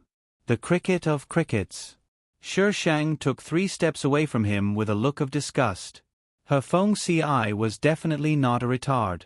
Absolute. Yes. No. Yes. There were many young people in the venue, and it was much livelier than a wine party for adults. The elders of the family brought their children around in front of those people to familiarize themselves with them. Kids like Shi Shang, who didn't know where their meal ticket had gone, could only stand aside and watch. Yu Jiu didn't seem to have much of a presence. No one came up to talk to him. Look at Wan Jingxian, there are so many people around him. Was Yu Jiu no longer the villain? Otherwise, why would his presence be so weak? The appearance of the villain should be awesome. Only then would it be in line with the novel. Why the F***ck are you being so low-key? Mr. Yu. Just as Shi Shang was daydreaming, a blonde foreigner came over with a glass of red wine and called out in broken Chinese. Yu Jiu casually glanced at the foreigner. Is something the matter? I'm sorry to disturb you, Mr. Yu. It's about that matter. I would like to mediate with you. The foreigner's Chinese was really bad, and he had to pause for a long time after each sentence. Yu Jiu put an arm around Shi Shang's shoulders and pushed him in front of him. If you can get my little sister Xiaoxia to speak, I'll agree to your proposal. Shi Shang. What the hell? What was this guy doing? F***ck, little childhood friend, what are you trying to do? The foreigner glanced at Shi Shang, his brows furrowed. In the end, he nodded at Yu Jiu and retreated into the group of foreigners. He began to converse with them in low voices, occasionally glancing in Shi Shang's direction. Little sister Xiaoxia, when they come looking for you in a bit, you can scold them as much as you want. Don't worry, I'll be your backer. Yu Jiu tilted his head and whispered into Shi Shang's ear. What are you doing? Shi Shang's gaze fell on the group of foreigners. 2 of them had strong auras and were clearly not ordinary people. Not to mention, their waists were bulging. In a situation like this, they were actually carrying guns. Hey, there's someone here illegally carrying a gun. Yu Jiu's eyes curved as he leaned closer to Shi Shang. If little sister Xiaoxia wants to know, then go find the answer yourself. Shi Shang threw Yu Jiu a look that said he was an idiot. Aren't you afraid they'll deal with me? It was obvious that those people weren't good people, yet this idiot actually dared to push her out. Yu Jiu took a drink from the waiter's tray and handed it to Shi Shang. Little sister Xiaoxia is much stronger than them, right? He blinked at Shi Shang. His face, which was still young, was very cute. So adorable that one couldn't help but want to pinch him a few times. He suddenly lowered his head, his warm breath brushing against Shi Shang's cheek. Little sister Xiaoxia, don't worry. As long as I'm here, no one will dare touch you. There are plenty of people who would dare to touch me. Shi Shang frowned and retreated to the side. Do you think the luck of the male and female leads is just for show? Shi Shang had just thought of the male lead when he saw Mo talking to the foreigners. Since they were too far away, he couldn't hear what they were saying. He could only tell from their facial expressions that they weren't having a pleasant conversation. Yu Jiu took a sip of champagne, his gaze landing on the crowd. It wasn't clear who he was looking at. Shi Shang glanced at him from the corner of his eye, his mind racing.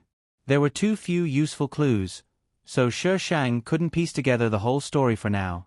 In the end, he could only give up. Mo and the foreigners talked for about 5 minutes before leaving. The foreigners hesitated for a long time before finally sending out the representative from earlier to walk over to them. But before he could get close, Shen Jiayin popped out of nowhere and bumped into the foreigner. "Sorry, I dirtied your clothes." Shen Jiayin pointed at the drink stains on the foreigner's clothes, her expression apologetic. It's okay." The foreigner probably didn't want to complicate matters and wanted to continue walking over to Shi Sheng. But Shen Jiayin kept pestering him to apologize. While the two of them were delayed, Yu Jiu had already led Shi Sheng elsewhere. By the time he looked again, they were already gone. At this moment, the host started speaking. Cough, cough. "Thank you everyone, for taking the time out of your busy schedules to attend today's cocktail party." On the stage that had been empty all this time, a person was standing there, holding a microphone and speaking. The people below immediately quieted down and looked up. The opening speech was always full of nonsense. After listening for about 5 to 6 minutes, he finally got to the point. "Everyone knows why we're here today.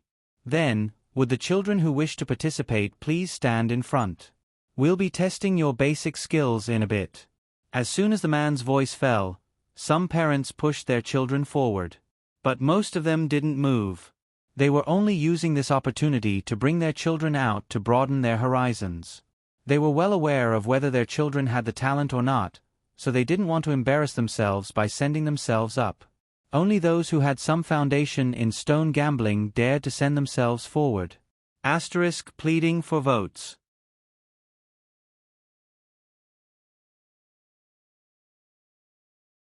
Chapter 352. Shi Shang was nestled in a corner, coldly watching as they struggled. They were all supporting the female lead. This was the highlight of the night. Even if their own children didn't stand a chance, these people wanted to see which family's child was so capable as to catch the eye of the guru and become his last disciple. The basic skills test was very fast, and those who could answer were asked to stand on the other side. Shen Jiayin was standing at the back. When she was tested, her answers were neither arrogant nor rash. She was very steady. Compared to those who stuttered and spoke incoherently in front of her, she was much calmer. "Which family's child is this? She's so calm. Her basic skills are quite solid. She has potential, but I wonder how good her eyesight is." The person who said this was probably in this line of work. A total of 5 people passed the first round. 3 boys and 2 girls. Shen Jiayin received the most attention. The last test was to pick 3 pieces from a pile of uncut stones. Whoever picked the most valuable uncut stones would be the winner. As for the rest of the children, they could keep whatever they got. This was simply giving them away.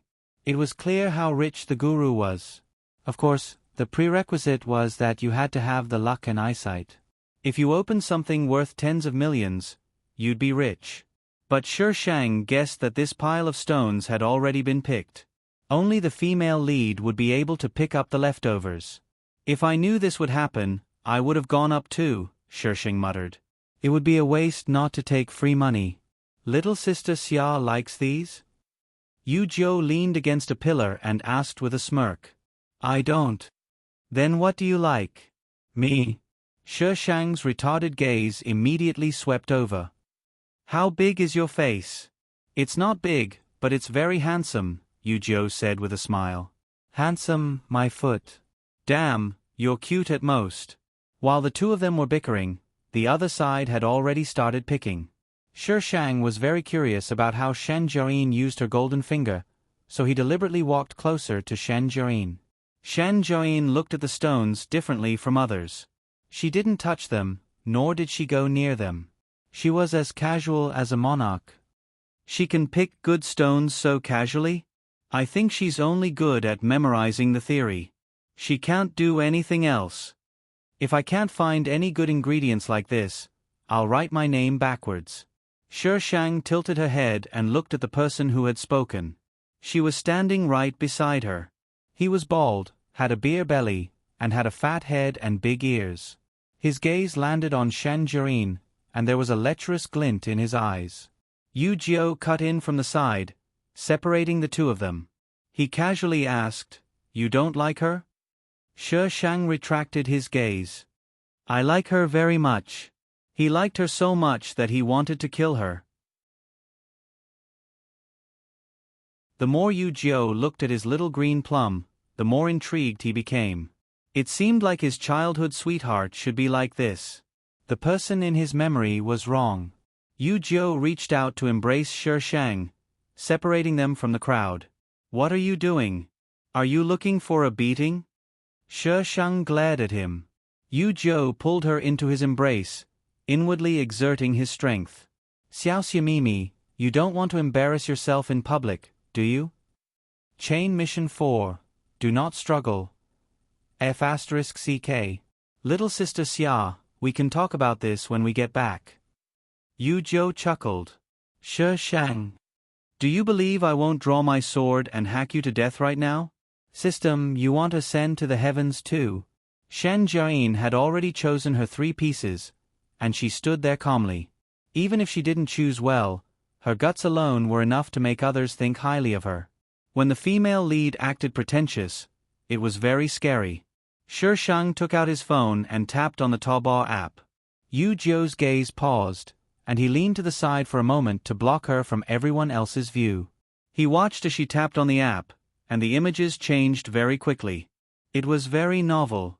She was so assured to let him see the items. Did that mean that he was no longer someone she needed to be wary of?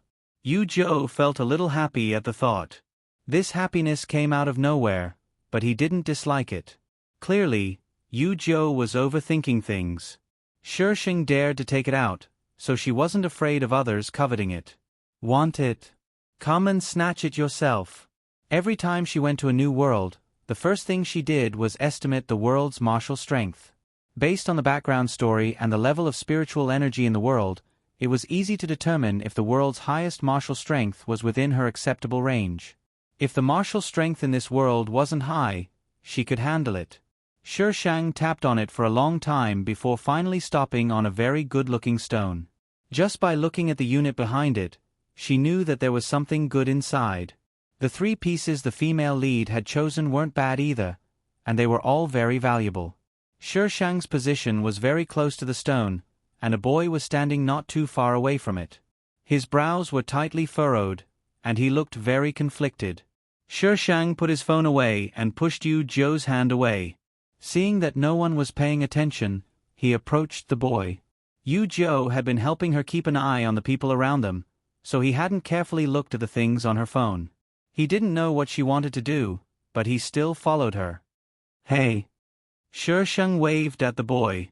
The boy didn't notice at first, but only after Shi Shang called him a few times did he notice. He looked left and right. Seeing that there was no one around him, he pointed at himself. Shi Shang hooked his finger at him and mouthed, "Come here." Shang Xia was the type of girl who looked gentle and pretty, and it was very easy for people to have a good impression of her. Seeing that everyone was paying attention to Shang Jiayin, the boy took a few steps towards Shi Shang. Shi Shang didn't wait for him to say anything and pointed at the stone she was looking at. "Do you see that stone?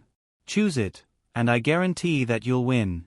The boy was probably a little shy, for his face turned red before he could speak. "Is that okay?" She was an outsider, so how could she help him choose? "I don't know." Shi Shang had an honest expression on his face. The rules didn't say that she couldn't let others help her choose. Yu Jiu held back his laughter. His little green plum was so cute even when she was helping others cheat. He seemed to be liking her more and more. He glanced at the boy. "If you can't choose, then do as my little sister Xiaoxia says. But if you really win, you can't agree to be her last disciple. You'll be exposed." Although Yu Jiu was smiling when he spoke to others, there was a sense of alienation in his tone.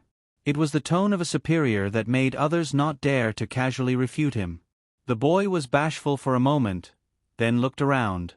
Seeing that no one was paying attention to them, he finally nodded and returned to his seat. He probably wanted to choose himself, but he really couldn't. When it was almost time, he asked the attendant to take down the stone that Shi Shang had pointed at. Next up was the stone cutting. The process was a little long, so the organizer told them that the others could choose raw stones or rest at the side. Shi Shang walked around in a pile of raw stones. Yu Zhou followed behind her, his gaze following her movements. "Little sister Xiaoxia, can you let me take a look at that thing just now?" Yu Zhou quickened his steps and walked beside Shi Shang. "Can you understand it? Black technology, you know. With your retarded IQ, can you understand it? Thank you to Cherub who tipped me for feeding me, asking for votes. Asking for votes. Asking for votes."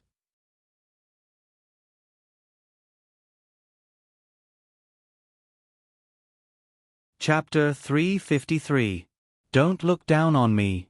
Xiaoxia Mimi, you have to believe that your Yu Gij is amazing. Even if he's amazing, I still beat him up, Shi Shang replied coolly. If Xiaoxia Mimi wants to beat him up, I naturally have to. Yu Zhou said with a smile.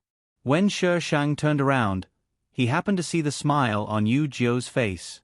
She stared at him for a few seconds before handing the phone to him. Smartphones hadn't even appeared in this era, so Yu Zhou's eyes lit up at the sight of such a thing. It was just like when he saw her sword. Xiaoxia Mimi, where did you get this thing? It's so much more advanced than modern technology. Yu Zhou leaned to the side, blocking the cameras from view. Aliens gave it to me. Shi Shang's lips twitched. Do you believe me? I believe everything Xiaoxia Mimi says. Yu Zhou put the phone back into his pocket. There were too many people here, so it wasn't convenient for him to study it. Shi Shang glanced at him, and Yu Zhou responded with a brilliant smile. My body and mind belong to Xiaoxia Mimi. Is that so? Seeing that she wasn't angry, Yu Zhou said, Aha.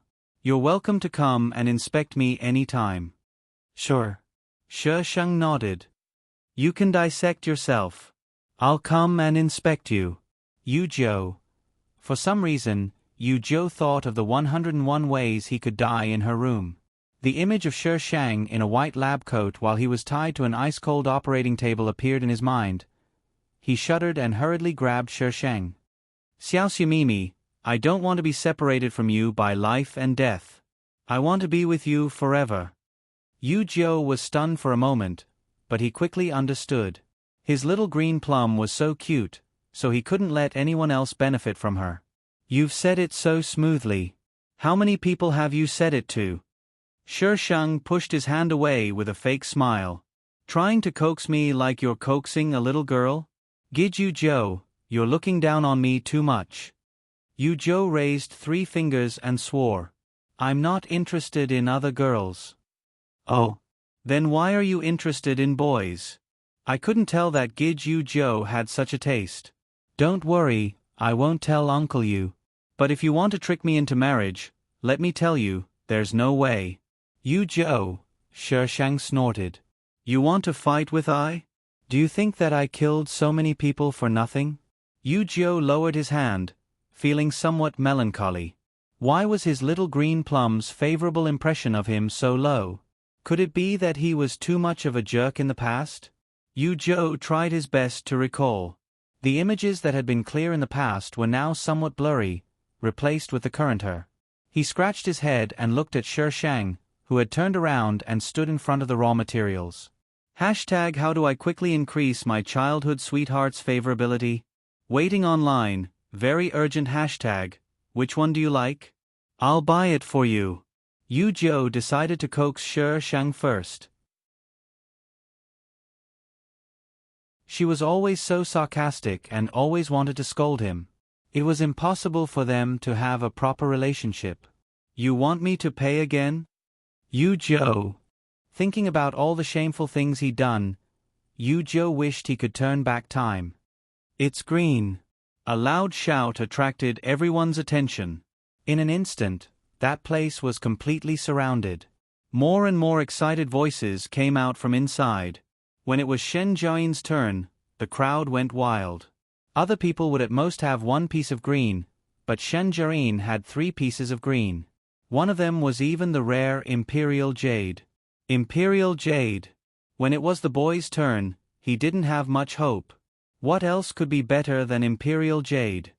Heavens, it's Imperial Jade again. and it's even glass type. The excited voice made the boy's head jerk up. The imperial jade he just opened was only of ice type. The boy's face was filled with disbelief. Had he really chosen this? No, he hadn't chosen it. That girl had. Imperial jade. And it was of glass type. Shen Zhouyin's expression turned ugly. She had seen this raw material before, but she couldn't see through it. To be safe, she hadn't chosen it. The uncut stone chosen by the boy was very big. When all the parts were cut out, everyone present gasped in astonishment. This piece of imperial jade was huge. It was at least the size of a 10-year-old's head. It was smaller than Shen Zhouyin's piece. This was all money. Hundreds of millions.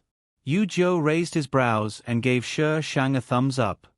Little Xia, you're amazing. Shi Shang didn't say anything. She wouldn't look. What was amazing was the phone that Yu Zhou had stuffed into his trouser pocket. The boy's luck was pretty good. One of the other two pieces contained an ice-type violet. Violet was also very rare and wasn't small. There was no need to look. The boy was sure to win this competition. The boy was escorted away, probably to meet with that magnate. With nothing to watch, Shi Shang prepared to leave. Before he walked out of the stone-cutting area, he was stopped by two men in black. Miss Shang Xia? Our sir would like to meet you. The other party's attitude was firm. Yu Zhou calmly took a step forward. Who is your sir? Mr. Long, the other party's tone was much more respectful when he said those three words. He's not dead yet. Yu Zhou suddenly blurted out. The other party's expression changed. Sir, please watch your words. What words? Is he dead? Shi Shang. Her retarded childhood sweetheart was about to cause trouble. At some point, several men in suits had surrounded Shi Shang. Yu Xingyun and Gu Yan had been chatting with someone when they heard the commotion. They casually glanced over, but when they saw who it was, their expressions changed. They didn't even bother to greet the other party as they rushed over. Little Xia. Gu Yan shielded Shi Shang behind him and looked at the two men who had just spoken. May I ask how little Xia offended Mr. Long? These men were Mr. Long's bodyguards, so they recognized them. Mr. Gu. The bodyguards were stunned. Miss Shang Xia, is that you? My daughter. Gu Yan frowned. The bodyguards were suspicious. Wasn't Gu Yan single? Where did his daughter come from? His daughter didn't even have the same surname as him. They couldn't find any details in such a short time. All they knew was that she had come in with a young girl. Her name was Shang Xia, and there was her signature at the front desk. They thought she was a friend of the young girl's, but they didn't expect her to be related to Gu Yan. The bodyguards couldn't help but become cautious. It's like this, Mr. Long wants to see Miss Shang Xia. There's no other reason. Mr. Gu, please don't be nervous. Yu Xingyun walked over as well, his expression cold. Why does Mr. Long want to see little Xia? Mr. Yu, why was this person here too? Where did this young girl come from? Yu Xingyun was a business magnate who had risen to prominence in the country in the past year. His company's headquarters was overseas and had recently been moving into the country. Many people had their eyes on him. Is this the please attitude? Shi Shang poked his head out from between the two men blocking him. I was so scared that I thought you wanted to kill me to silence me. Bodyguards. Their attitude just now was a little tough, but wasn't it a little overboard to kill her? Asterisk little fairy, if you don't vote, I'll kill you to silence you.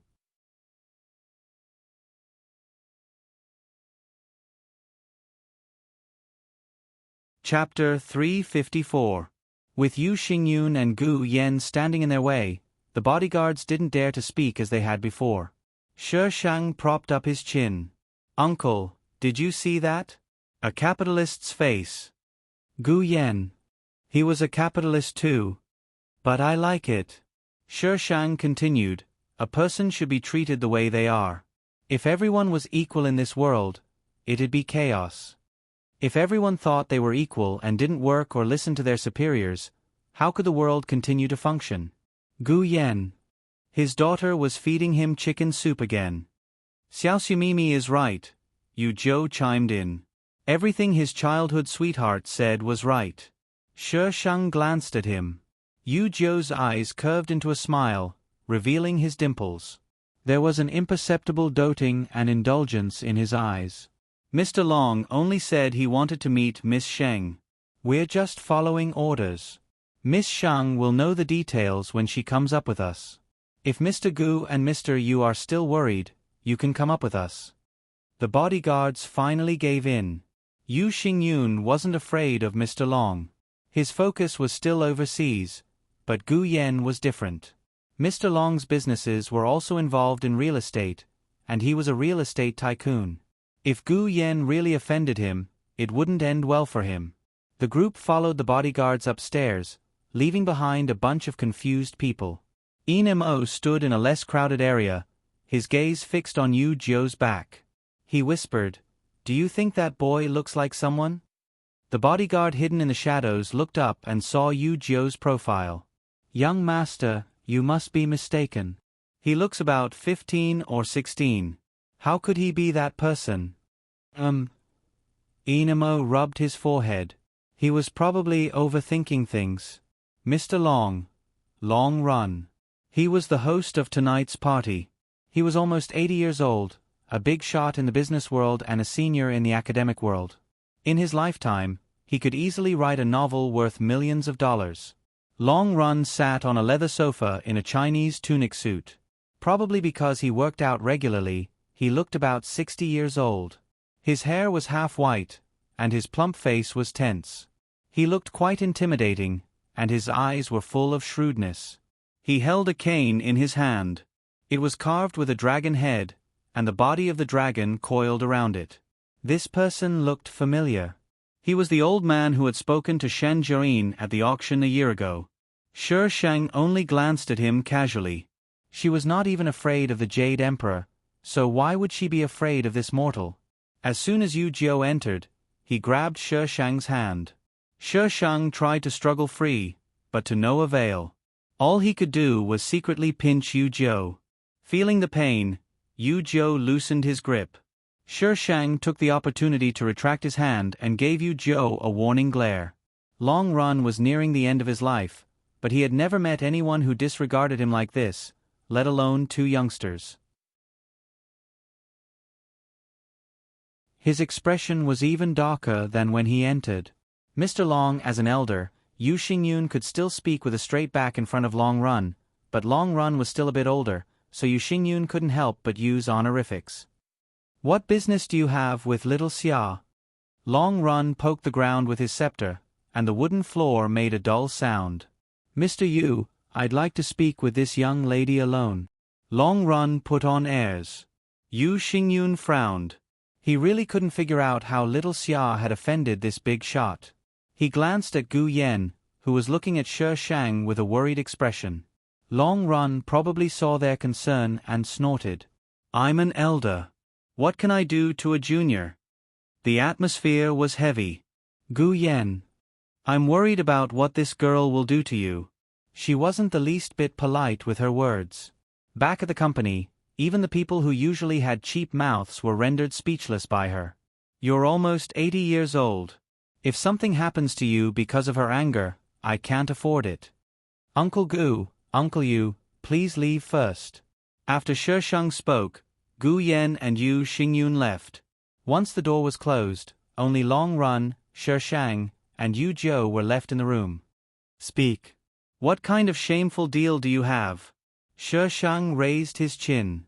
This old man was smiling like a flower at the female lead, but when it came to her, his expression was so tense that it was as if she owed him money. "Long Run." Yu Zhou stifled a laugh. "Shameful deal?" She even dared to use such an adjective. Long Run's expression darkened and his voice was oppressive. "During the competition, little girl, you broke the rules by helping Chu Jin choose stones. Did you think I didn't see that? You're already so old, but your eyesight is still so good. You must have eaten a lot of elixirs, right?" Shi Sheng casually replied. Finally, she asked with a confused expression, "Who's Chu Jin?" "The boy who opened the glass-type Imperial Jade." Long Run's voice was low. He wasn't going to be angered by a little girl. "Oh, him." She Shang was enlightened. "What does this have to do with you looking for me? Old mister, don't beat around the bush. I don't like to waste time with you." Silence. The entire room was so quiet that you could hear a pin drop. Yu Jiu stood to the side with a smile, his dimples making him look cute. His posture was relaxed and his gaze landed on Long Run's cane. He didn't seem nervous or apprehensive at all. As for the other one, she walked to the side and sat down. She looked even more casual than if she were in her own home. Long Run snorted, his eyes full of disapproval. Youngsters these days are really bold. She Shang's lips curved into a smile. His voice was crisp and tender. "Thank you for the compliment. Long Run. Good, good, good." Long Run suddenly said, "good" 3 times in a row, but his expression was frighteningly dark. "Miss Shang, you're really impressive. You're so arrogant at such a young age. With your personality, you'll suffer sooner or later. If you're not going to talk, I'm leaving. Son of a bitch, I didn't come here to listen to your lecture. Let's not talk about business." "Fine." Long Run took a deep breath and didn't bicker with a junior. "Tell me, why did you help Chu Jin cheat?" "How did I help him cheat?" "You helped him choose a stone. How is that not cheating?" Long Run knocked on the floor. She Shang looked innocent. "You didn't say in the rules that you can't let others choose for you." Long Run knocked on the floor even louder. "You're being unreasonable. Can you help him choose for the rest of his life?" He was choosing his last disciple, not someone who would take care of him in his old age. Everyone knew the rules for this kind of thing. She was here to tell him that the rules didn't say anything. It was simply infuriating. He'd never seen such a disrespectful little girl. "I'm happy to help him choose for once. Can't I?" Freedom of speech. "What I say is my own business. Are you trying to control what others say?" Long Run felt his blood pressure rising. How could such a pretty little girl be so unreasonable? But this girl looked a little familiar. Good morning, darlings.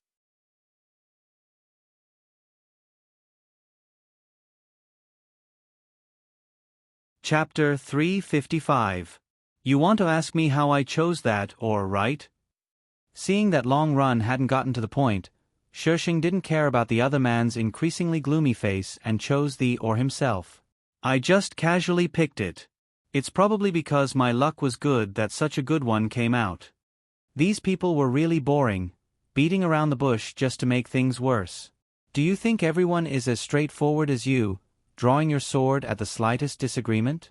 Surprise flashed through Long Run's eyes.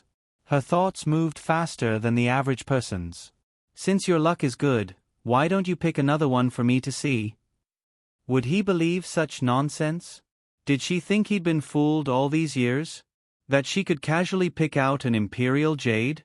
She Shang raised his brows. "Are you paying?" Long Run. Picking his and even asking him to pay? What kind of logic was that? "Since you're not paying, why should I pick one for you to see?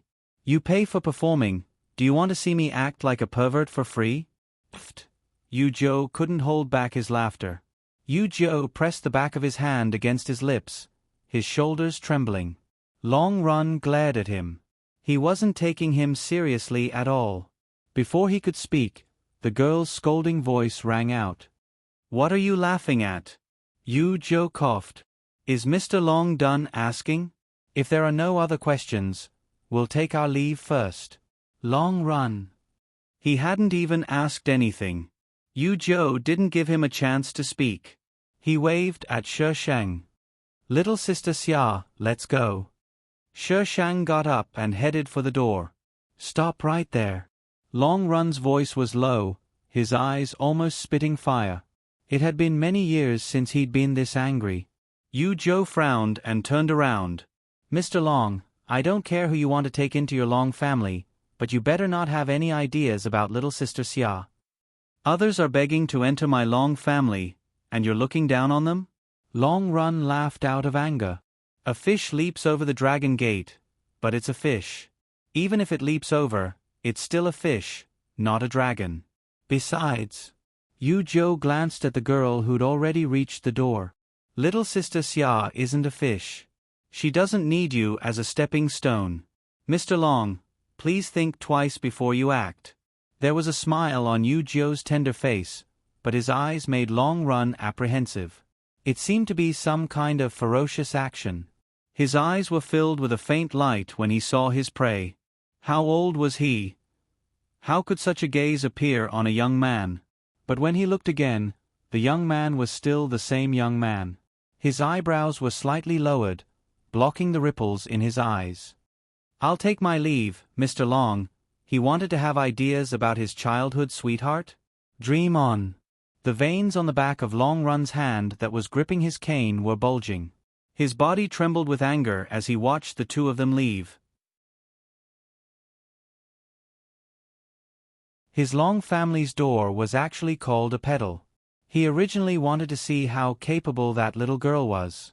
If possible, it was not impossible for her to stay by his side and learn. However, this silly girl was so arrogant. This was truly a case of newborn calf not being afraid of tigers. Unfortunately, in this world, you can't be the only one. After Shi Shang and Yu Zhou left, Long Run made a call. Check the information of those two brats for me. They didn't dare to go against him like this. The person on the other end acknowledged. The Long family was efficient and the information was quickly delivered to Long Run. Yu Zhou wasn't anything special. He was Yu Xingyun's only son and had been abroad for the past few years. Although the Long family had influence abroad, it wasn't as convenient to investigate as within the country. The other file was Shang Xia's. She was adopted by Gu Yan at the age of 10, but there wasn't a single word about her before she was adopted. One didn't go abroad, and the other didn't go before she was adopted. Investigate. Investigate every single detail. Long Run through the documents on the ground. I don't believe that two brats can overturn the heavens. The person next to him hesitated. Mr. Long, if we investigate Yu Zhou, Yu Xingyun will definitely know. The Long and Yu families had overlapping businesses. If Yu Xingyun didn't return, the domestic market would be under the Long family's control. But if Yu Xingyun returned, the Yu family would take away a portion of the market. The Yu family's power couldn't be underestimated. Otherwise, Long Run wouldn't know Gu Yan's name. It was because he had been close to Yu Xingyun in the past year that his information was known to the Long family. Otherwise, how could a small real estate company owner like Gu Yan catch Long Run's eye? That's why, Uncle, you need to hug Uncle Yu's thigh tightly. Shi Shang patted Gu Yan's shoulder. Our jobs are at stake. Shi Shang had already told Gu Yan the gist of the matter. He naturally didn't forget to mention the matter of offending Long Run. In the plot, Long Run was the female lead's helper in the early stages. But later on, she would discover that he was a selfish and ambitious person. Later on, they wouldn't turn into enemies, but the female lead wouldn't interact with him anymore. The other members of the Long family kept courting death, and the female lead made them miserable. In the end, she didn't kill them all because Long Run had helped her before. Would something good come out of someone like him looking for her? Of course not. Yu Xingyun laughed at Shi Shang's joke. With your Uncle Yu here, the Long family won't dare touch you. I call him Mr. Long because he's an elder. I didn't think he'd have the guts to target little Xia. Does he think I'm a pushover? Uncle Yu's legs are thick. Uncle Gu, you must hug them properly, Shi Shang reminded Gu Yan.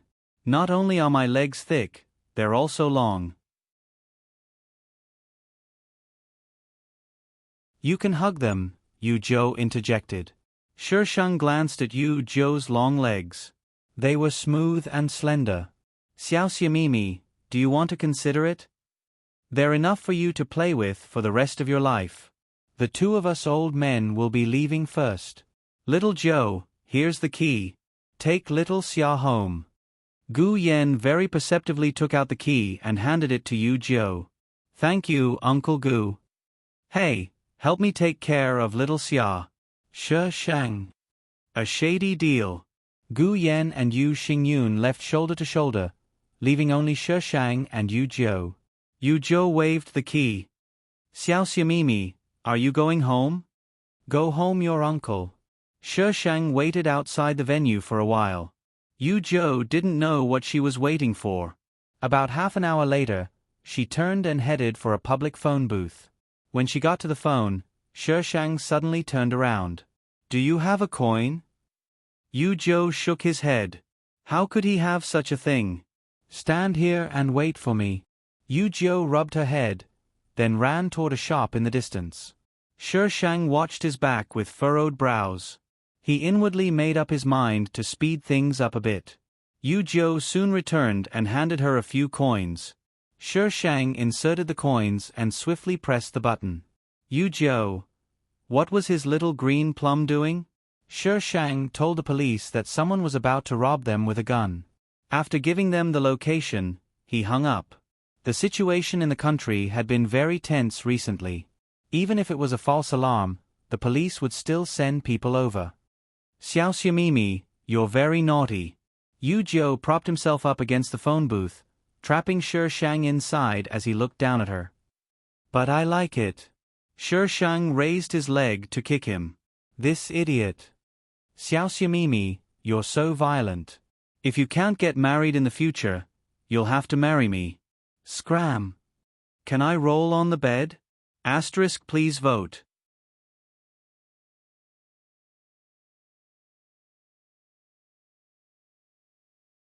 Chapter 356. Knock knock. The man was in the middle of his report when someone knocked on his car window. His eyes immediately went on alert as his muscles tensed. Yu Jiu glanced over and his entire demeanor changed. He hurriedly opened the car door. Xiao Xiamimi, why are you here? Get in. Shi Shang opened the back seat door.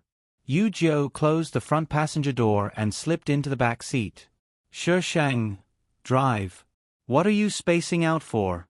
Waiting for death. Shi Shang knocked on the front seat. The man naturally recognized the person he had been secretly following for the past year and hurriedly started the engine. From her impolite attitude, he could tell that although he thought he hadn't been discovered by her, she had long discovered him. Xiao Xiamimi. Shi Shang tilted his head and squeezed out a sinister smile. Big brother Yu Jiu, are you tired of living? Yu Jiu frowned and looked behind the car. Xiao Xiamimi, I didn't expect you to love me so much. This was all Yu Jiu said. Shi Shang couldn't be bothered with him. Drive to a place with fewer people. Of course, she didn't have the ability to know that someone wanted Yu Jiu's life. It was the system's mission that told her that Yu Jiu was in danger. She then opened the Taobao app. This thing wasn't so useless. At the very least, it allowed her to see if someone was carrying a gun. And a large number at that. Yet, it stopped behind the car that had been following her for the past year. This person had appeared not long after Yu Jiu left. At first, she wanted to catch him, but she realized that he didn't do anything other than follow her and occasionally help her solve some problems. So, she didn't make a move. The man driving had also noticed the car behind them, but he was still confused when he heard Shi Shang's words. Miss Shang, young master's men won't be able to get here anytime soon. We can't go to a place with fewer people. They might have guns. What's there to be afraid of? Drive to a place with fewer people. It's best if it's the wilderness. The man sweated. Young master, this childhood sweetheart of yours is really valiant. Do as she says. Since Yu Jiu spoke, the man didn't dare to say anything else. He turned the car onto the highway and drove to a place with fewer people. Who wants you dead so badly that they brought so many weapons? Shi Shang handed the phone to Yu Jiu. Yu Jiu merely glanced at it before running his fingers across it. His face was expressionless as he imitated Shi Shang's tone. A retard. Bang. The car was suddenly hit and tilted to the side. The tires rubbed against the ground, making ear-piercing sounds. Yu Jiu scooped Shi Shang into his arms and shielded her head as he shouted at the man, "Speed up." Shi Shang was completely embraced by him, and only the sound of his heartbeat could be heard. Shi Shang suddenly felt dizzy and allowed Yu Jiu to hug her. The car was hit several times, and bullets came from the back. The windows were probably modified, and only bullet marks were left on them. Yu Jiu knew that Shi Shang probably had a way to protect himself, but he was still afraid that she would get hurt. Shi Shang pulled on Yu Jiu's arm and looked outside. They were no longer on the highway, and the roads were full of potholes. They didn't know where they were. Shi Shang broke free from Yu Jiu's grip and stuffed a small ball into his hand. She whispered in his ear, "Look carefully and throw it. Send them to heaven." The gunfire behind them was so intense that her voice was muffled, but Yu Jiu still heard it clearly. The ball in his hand wasn't big and was cool to the touch, but it was very smooth. He frowned slightly. Such a small thing. Voila! The bulletproof glass finally gave in and shattered. Yu Jiu pressed her down and used his body to block the shattered glass. "Throw it, retard." Yu Jiu threw the ball in his hand. There was a violent explosion behind them, and the gunfire stopped abruptly. The turbulent air current pushed their car forward. Voila! All the glass in the car shattered. Yu Jiu held on tightly to Shi Shang until the sounds outside disappeared and the car came to a stop. Everything was silent. Yu Jiu slowly let go of Shi Shang. Shi Shang struggled out of his embrace and tugged at his clothes to take a look. "Are you okay? Let me take a look at your back." Yu Jiu obediently turned around. His back wasn't pierced by glass, but there were several deep cuts. "Xiao Xiaomimi, it hurts." Yu Jiu turned around and threw himself into Shi Shang's arms. Shi Shang was both angry and amused. This guy was really retarded. She patted the man in front of her, who was still in a daze. "Do you have a first aid kit?" The man nodded mechanically before taking out a first aid kit. Shi Shang pulled Yu Jiu's shirt aside. "Don't move around." Yu Jiu lay on Shi Shang's lap, her face reflected in the glass. He reached out and hugged Shi Shang's waist, burying his face in her stomach. Shi Shang. He really wanted to kill him. After Shi Shang was done, she pulled down his shirt. "Let go of me." "No." Yu Jiu's voice was muffled. "Get out and take a look." Shi Shang had no choice but to push the person in front. He was still in a state of shock. "What are you looking at?" He had seen the explosion through the rear-view mirror. It was especially shocking, like countless bolts of lightning had collided. It was incomparably cool, like special effects from a movie. "Look." "Oh my God, this guy must be retarded." After the man recovered, Shi Shang pushed open the door and got out. The man quickly returned. Glancing at the young master, who was still hugging onto Shi Shang, he could only report to Shi Shang, "They're all dead. Not even a speck of dust is left. There's also a huge crater." There were still bolts of lightning in the crater. "Let's go back to the city." Shi Shang nodded. "We can't go back." The man's face had been scratched by glass and was bleeding. He looked rather sinister. Shi Shang. Their car was completely deformed. Even the tires were flat. "Is the young master asleep?" The man suddenly poked his head out to look at Yu Jiu, his voice filled with curiosity. Shi Shang pushed him, but Yu Jiu didn't move. Shi Shang reached out to touch his face and turned him over. As expected, his eyes were closed. Probably uncomfortable from being pulled by Shi Shang, Yu Jiu squirmed twice before burying his head back into Shi Shang's stomach. "The young master trusts you very much." Shi Shang looked at him. "The young master won't sleep in front of us, no matter how tired he is." Shi Shang frowned. "Help me open the car door." The man immediately pulled the door open. But because the car was deformed, it took a while for him to open it. Shi Shang changed his position and carried Yu Jiu out. Seeing a young lady carrying a grown man, the man's mouth turned into an O shape. "Young master, your little green plum is really fierce." Yu Jiu was rather heavy.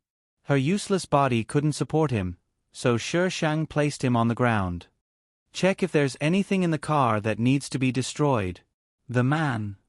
Why was this Miss Shang acting like an experienced driver? The man checked the car and took out a few things. Then, he dug out a backpack from the bottom and placed the items inside. The man had a mobile phone on him, but the signal was poor. It was useless. The two of them could only decide to go to the road first. Asterisk thank you to the cherub who tipped me, please vote.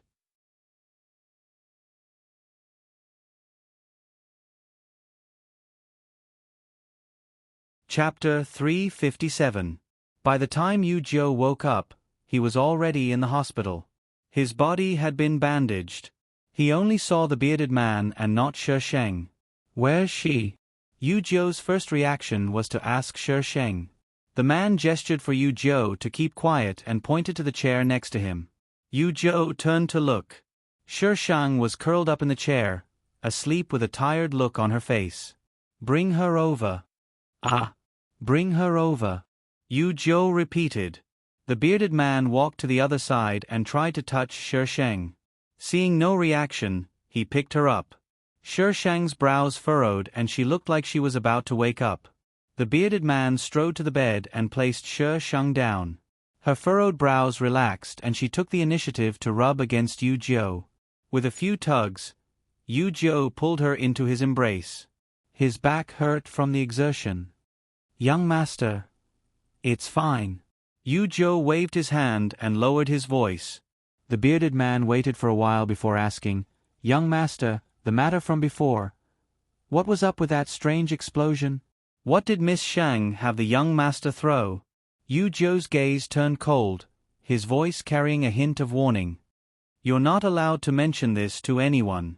Keep it to your grave. The bearded man's expression shifted. Yes, young master. Then, young master, how are you going to deal with this matter? Let me think about it. Yu Jiu rubbed his temples with a complicated expression. Young master, you've already done what you promised Mr. Luo Senator. He's the one who's trying to kill you. There's no need to show him any mercy, the bearded man reminded. Yu Jiu lowered his gaze and looked at the person in his arms, his brows knitted together. After a long time, he slowly said, Do it. Even if it wasn't for him, he had to get rid of that person for his little green plum. Yes. Shi Sheng woke up in the evening. The warmth beside her made her a little dazed. She would only sleep so deeply beside Feng Ci. Yu Jiu knew she was awake, but he didn't say anything. Shi Sheng maintained her posture and did not move. Xiao Xiamimi, can you give me a chance? Yu Jiu's lips moved, his voice echoing in the quiet ward. No one responded to him. Yu Jiu was somewhat disappointed. It still wasn't enough. I have to work harder. I'll tell you the answer on the day I turn 18. Shi Sheng propped himself up. In another 2 years, she should be able to confirm whether he was Feng Ci or not. Although she was almost certain that he was, humans were such creatures. She needed to be completely sure before she could be at ease. Then I'm considered little sister Xia's suitor? He wanted to get her. Yu Jiu had never had such a strong desire. Ever since he saw him a year ago, this thought had been running through his mind. He didn't understand why. It was as though the person he wanted to find in this life was her. If he wanted something, he would do anything to get it. You want to pursue me? Shi Sheng casually tied up his hair. That depends on your performance. I'll definitely do my best. Yu Jiu smiled at her. His smile was filled with determination. Shi Sheng glanced at him and got off the bed. He tugged at his wrinkled clothes and saw that infuriating smile again. Shi Sheng's chest suddenly tightened. How infuriating! He was about to ask him if he needed help, so he didn't bother. Instead, he opened the door and left. For some reason, the shooting incident at the cocktail party was suppressed. It was only reported on the first day, but after that, there was no news. One was the Long family, and the other was En Mo. No one would dare to report it unless they had eaten the guts of a leopard. Yu Jiu stayed in the hospital for a few days.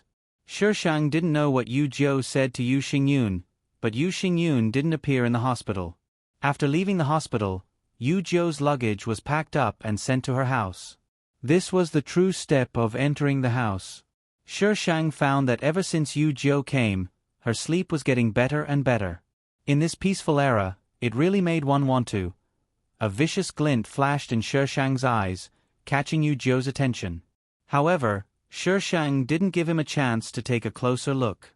He turned around and entered the room. In the following days, Yu Jiu tried all sorts of ways to seduce her. Shi Shang really wanted to slap him to death. Mother ***, I still underage, okay? Seduce my ass. Yu Jiu transferred to a nearby university for classes and picked her up on time every day. Everyone in school knew that Shi Shang had an adorable boyfriend.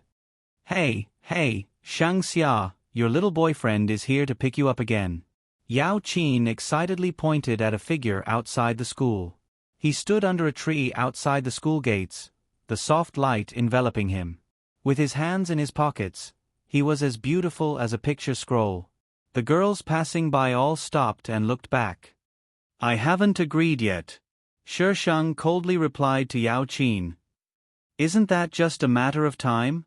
Look at how you two are childhood sweethearts. And now he's chasing you like this. TSK.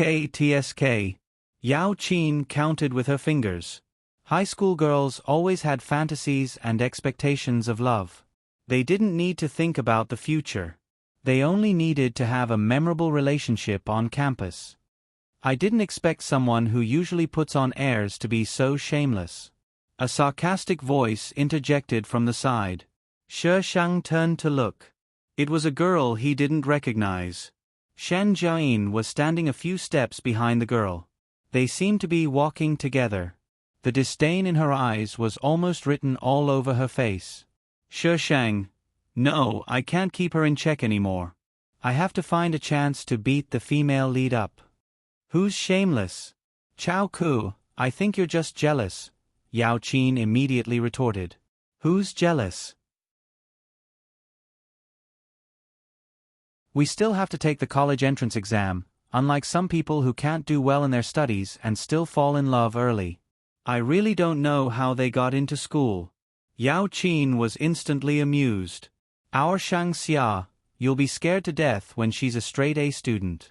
She suddenly wondered what Shi Shang meant when he said those words back then. This feeling of posturing was secretly satisfying.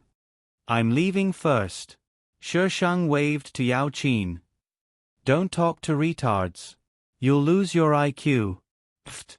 Yao Qin waved at Shi Shang. Opposite her, Chao Ku was so angry that her face turned red, but she didn't dare to make a sound. That woman had violent tendencies and had beaten up many people in school.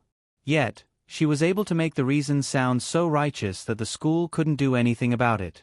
Seeing Shi Shang come out, Yu Jiu walked over to him. Xiaoxia, your classes are getting late. I've been waiting here for half an hour. Those girls are looking at me like they're going to tear me apart. Then you don't have to come. Shi Shang stared at him with a half-smile. I'm willing to wait as long as it takes. Yu Jiu immediately changed his tune. Is that so? Time will prove my sincerity towards Xiaoxia. Yu Jiu didn't drive, so the two left in a taxi. While waiting for the taxi, Shi Shang saw Shen Jiayin get into a luxury car and drive past right in front of him. The car window wasn't rolled down, so Shi Shang could clearly see the disdainful look Shen Jiayin shot him. What the F***ck are you looking down on I-4? Seriously? Do you have a sense of superiority after being reborn? Fine, I do have a sense of superiority after being reborn.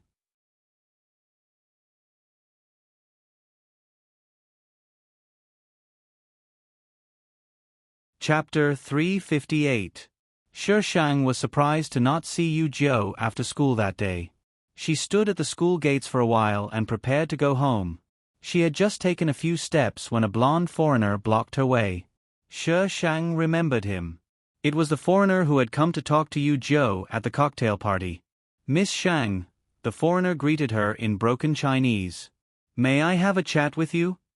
About what? The foreigner looked around. His appearance had attracted a lot of attention. Coupled with the fact that Shi Shang was a bad student, many people were pointing fingers at him. Miss Shang, can we find somewhere less crowded? Shi Shang glanced at him. I don't mean any harm. The foreigner immediately raised his hands. Shi Shang smirked. If you knew that I was the one who called the police last time, how could you not mean any harm? Shi Shang brought the foreigner to a secluded area of the school. What's the matter? The foreigner looked around. It's like this, Miss Shang. Mr. Yu confiscated a batch of our goods, but they don't belong to us. We're just a middleman, so we want you to talk to Mr. Yu and mediate. We can pay the price. What does he do? The foreigner was dumbfounded. Who? Yu Zhou. This? Didn't Mr. Yu tell you? The foreigner was even more confused. Since he hadn't told Miss Shang, why did he ask them to look for her? Shi Shang smiled faintly and began to dupe the foreigner. He was worried about me and didn't tell me. But I'm curious. Besides, if you don't tell me, how can I help you? The foreigner thought about it. She was right. He weighed the pros and cons, then leaned over to Shi Shang and whispered a few words into his ear. Shi Shang's eyes narrowed. She had really underestimated this idiot. Shi Shang asked the foreigner to leave his contact information. He didn't agree or disagree. When she got home, Yu Zhou wasn't there. She frowned. Where had this guy gone? She hadn't seen him for several days. The foreigner came to rush her once, but Shi Shang said that Yu Zhou hadn't agreed. The foreigner was a little suspicious. He had been camping nearby for the past few days. In the past, Yu Zhou would always come to pick her up, but he hadn't seen him for the past few days. Where did he go? After not seeing Yu Zhou for several days in a row, the people at school began to speculate if Shi Shang had been dumped. All kinds of rumors and slanders came at him. Shi Shang was even called to the school leader's office for a talk. The bespectacled, bald, and beer-bellied dean lectured them with a stern expression. Student Shang Xia, your task now is to study, not to fall in love. When you get into a good university, no one will care what you want to do with her. Look at your grades again. What kind of university do you think you can get into with these grades? I don't plan to go to university, Shi Shang retorted. The dean could not catch his breath and slammed the table. What do you want to do if you don't plan to go to university? If you don't study now, what can you do when you enter society? To inherit the family business, Shi Shang said matter-of-factly. The original owner's parents left behind more than just cash. There was also such a large corporation. Compared to the Long family, they were on par. What university did she go to? She could become a CEO in name and just sit there and wait for death. There was no problem at all. Inherit the family business? The dean's expression turned strange before turning serious again. Even if you want to inherit the family business, you need to have knowledge. Do you think it's so easy to be a boss? If you don't learn now, it'll be difficult to learn in the future. Those people outside are so evil. If you don't learn some skills, you won't even know if you're being schemed against in the future. Shi Shang sighed and his attitude improved. Dean, don't worry. I won't tarnish your reputation. With your grades, how can you not tarnish my reputation? Pay. Weren't they talking about puppy love? How did they get to such a deep topic? The dean seemed to be at odds with Shi Shang. Every few days, he would talk to her and give her chicken soup for the soul. At first, Shi Shang listened attentively, but later on, he would retort back. The head of teaching was so angry that he almost died. However, the head of teaching persistently talked to her, as if he wanted her to become a genius student. Every time Yao Qin saw Shi Shang return from the dean's office in a bad mood, she would feel nervous, afraid that news of Shi Shang beating up the dean would spread. But that wasn't the case. Yao Qin found it strange that Shi Shang was obediently listening to the dean's nonsense. Shi Shang gave her a bad student answer. Because I don't have to go to class. Yao Qin wanted to kneel down to this genius. After Yu Zhou went missing for a month, Shi Shang was ravaged by the dean for an entire month. In the end, the dean gave up and used a roundabout method to tutor her. As a result, Shi Shang skipped classes even more openly. When the dean discovered this, he took a feather duster and hit Shi Shang. Of course, Shi Shang didn't let him draw. She took out a paper and filled it in. Instead, he filled out a sheet of paper and slapped it in front of him. Ever since then, the dean no longer cared about her. Occasionally, he would even cover for her when she skipped classes. As for Puppy Love, with her grades, Puppy Love was no problem. "I say, do you treat my office as your home?" The dean entered the office with his hands behind his back and stared sternly at the girl who had taken over his computer. At this time, computers were still very bulky and heavy. "Oh, Mr. Lee. Aren't I busy with work?" Shi Shang clicked on the mouse noisily. The dean looked at the computer and his stern expression disappeared. "How is it? Did it go up? With me around, how can it not go up?" Shi Shang proudly raised his chin. The dean squeezed Shi Shang out of the way and took a look himself. Only then did he nod in satisfaction. This girl's stock trading skills were simply godly. He was suddenly curious. "What do your parents do?" "Finance, I guess," Shi Shang casually replied. No wonder. Realization dawned on the dean's face. Talent was hereditary. Sigh, he could only blame his father for not learning any good skills when he was born. "All right, I saw your little boyfriend just now," the dean suddenly said. Shi Shang's lips twitched. "Mr. Lee, didn't you forbid Puppy Love?" The dean's expression was stern. "I was afraid that you wouldn't have any ability when you came out into society. Who hasn't been young once?" Shi Shang left the dean's office and saw Yu Jiu the moment he stepped out of the school gates. He seemed the same as before, yet different at the same time. Shi Shang felt a little strange. He dawdled for a while before leaving. "I thought you'd given up." Yu Jiu's lowered gaze shifted to Shi Shang. He stared at him for 3 seconds before suddenly stepping forward and pulling Shi Shang into his embrace. He hugged her tightly, as though he wanted to embed her into his body. The sounds of laughter and whistling rose one after another. "Yu Jiu, don't talk. Let me hug you for a while. Come, let's hurt each other, please vote."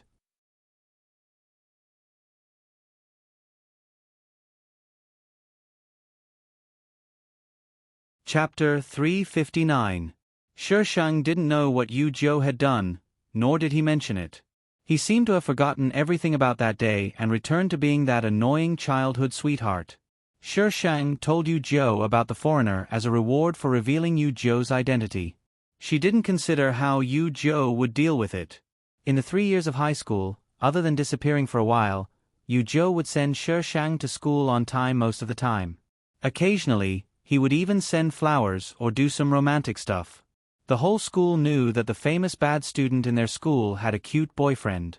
This bad student had a shady deal with the dean. Why would the stern dean be so nice to this bad student? He even helped her skip class without a demerit. It was a shady deal. Yao Qin, who knew the truth, snorted coldly. How could a bunch of mortals like you understand the world of a top student? "Little Yao Qin, you're still studying late at night? Here, this is for your kidney." Shi Shang placed a glass of lemon juice in front of Yao Qin. "Top student, can you give me some special treatment?" Yao Qin hugged Shi Shang's hand before he could retract it. The college entrance exams were around the corner and everyone in class was busy revising. She was the only one, a bad student who had nothing to do all day. "Yao Qin, have you become stupid from studying? Call her a top student," Chao mocked from behind Shen Jirin, who didn't know that her grades were always at the bottom. Yao Qin had been raised to be an arrogant queen by Shi Shang. She only snorted coldly and refused to engage in a vulgar game with Chao Ku. Shen Jirin tugged at Chao Ku. "Hurry up and revise." The college entrance exams were around the corner and Shen Jirin had been in school for a while. It was time for university. The female lead had grown up and was ready to be slaughtered. Shi Shang looked at Shan Jiren with evil intentions and patted Yao Qin's head. Come with me after school. Top student, I'll leave the rest of my life in your hands. Yao Qin looked serious.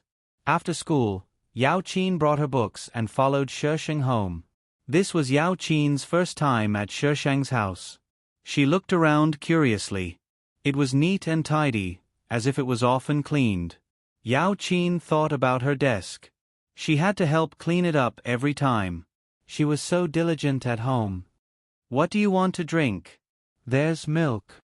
Shi Shang rummaged through the fridge, but there was no milk. Yu Zhou, that idiot, drank all the milk again. People in their 20s were still acting like they hadn't been weaned off milk. Finally, she took out a box of orange juice. I only have this. Yao Qin was fine with anything. She just wanted to give her special treatment as soon as possible.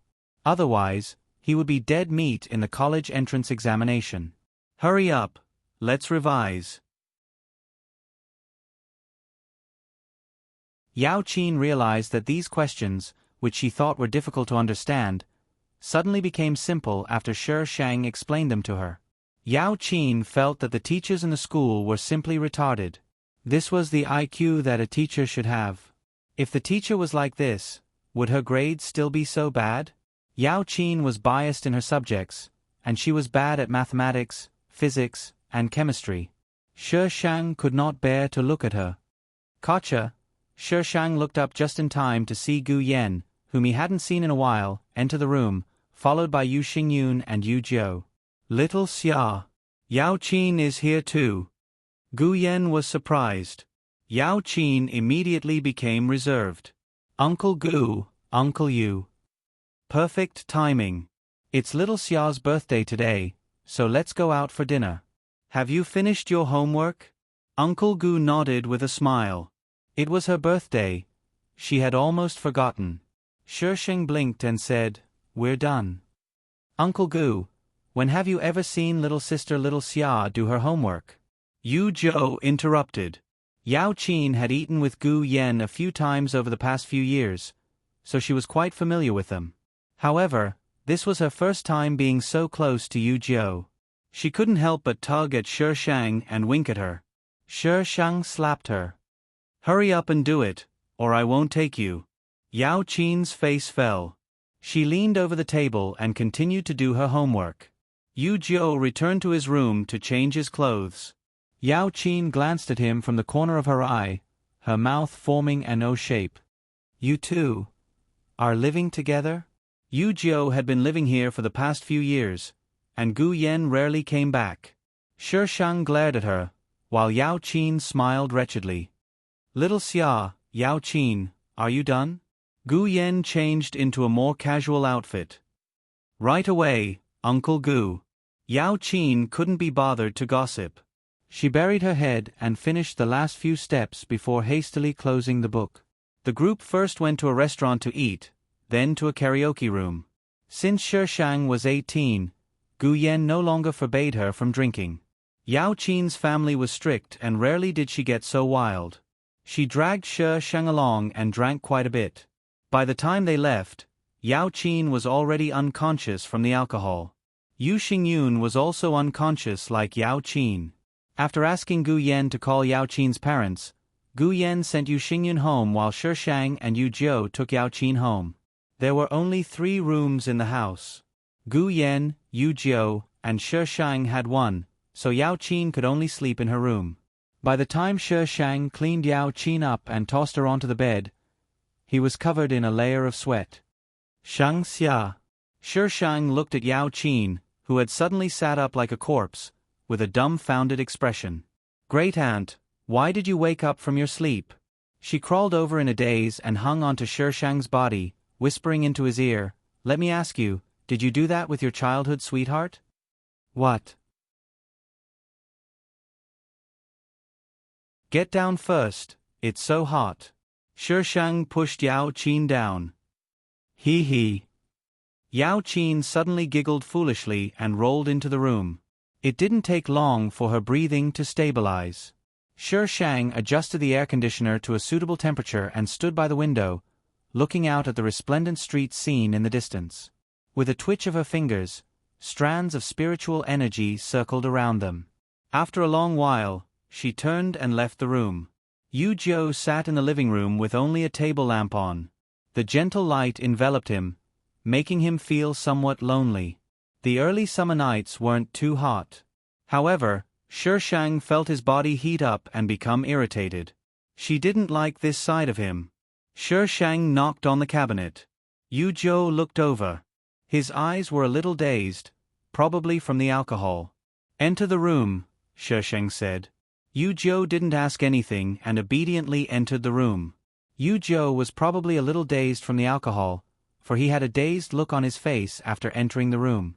Shang closed the door and reached out to tug at Yu Jiu, who was still walking forward. Spiritual energy instantly entered his body through his wrist. Yu Jiu looked at her in confusion, then suddenly pressed down on her. "Xiao Xiamimi." His hot lips brushed across her cheeks, and then he accurately imprinted his lips on hers. Shang didn't move and continued to channel his spiritual energy. Very quickly, the spiritual energy gave her the information she wanted. Yu Jiu's body stiffened for a few seconds. Then, his chest throbbed with a sense of familiarity. He sobered up a little, his lips lingering on Shang's lips. She really did taste good, and he didn't want to let go. Oh no, oh no. His childhood sweetheart wanted to beat him to death. Just as he thought he was dead for sure, Shang took the initiative and kissed him. In that instant, Yu Jiu felt like countless fireworks were exploding in his head, causing him to feel dizzy. *Elegant, not dirty.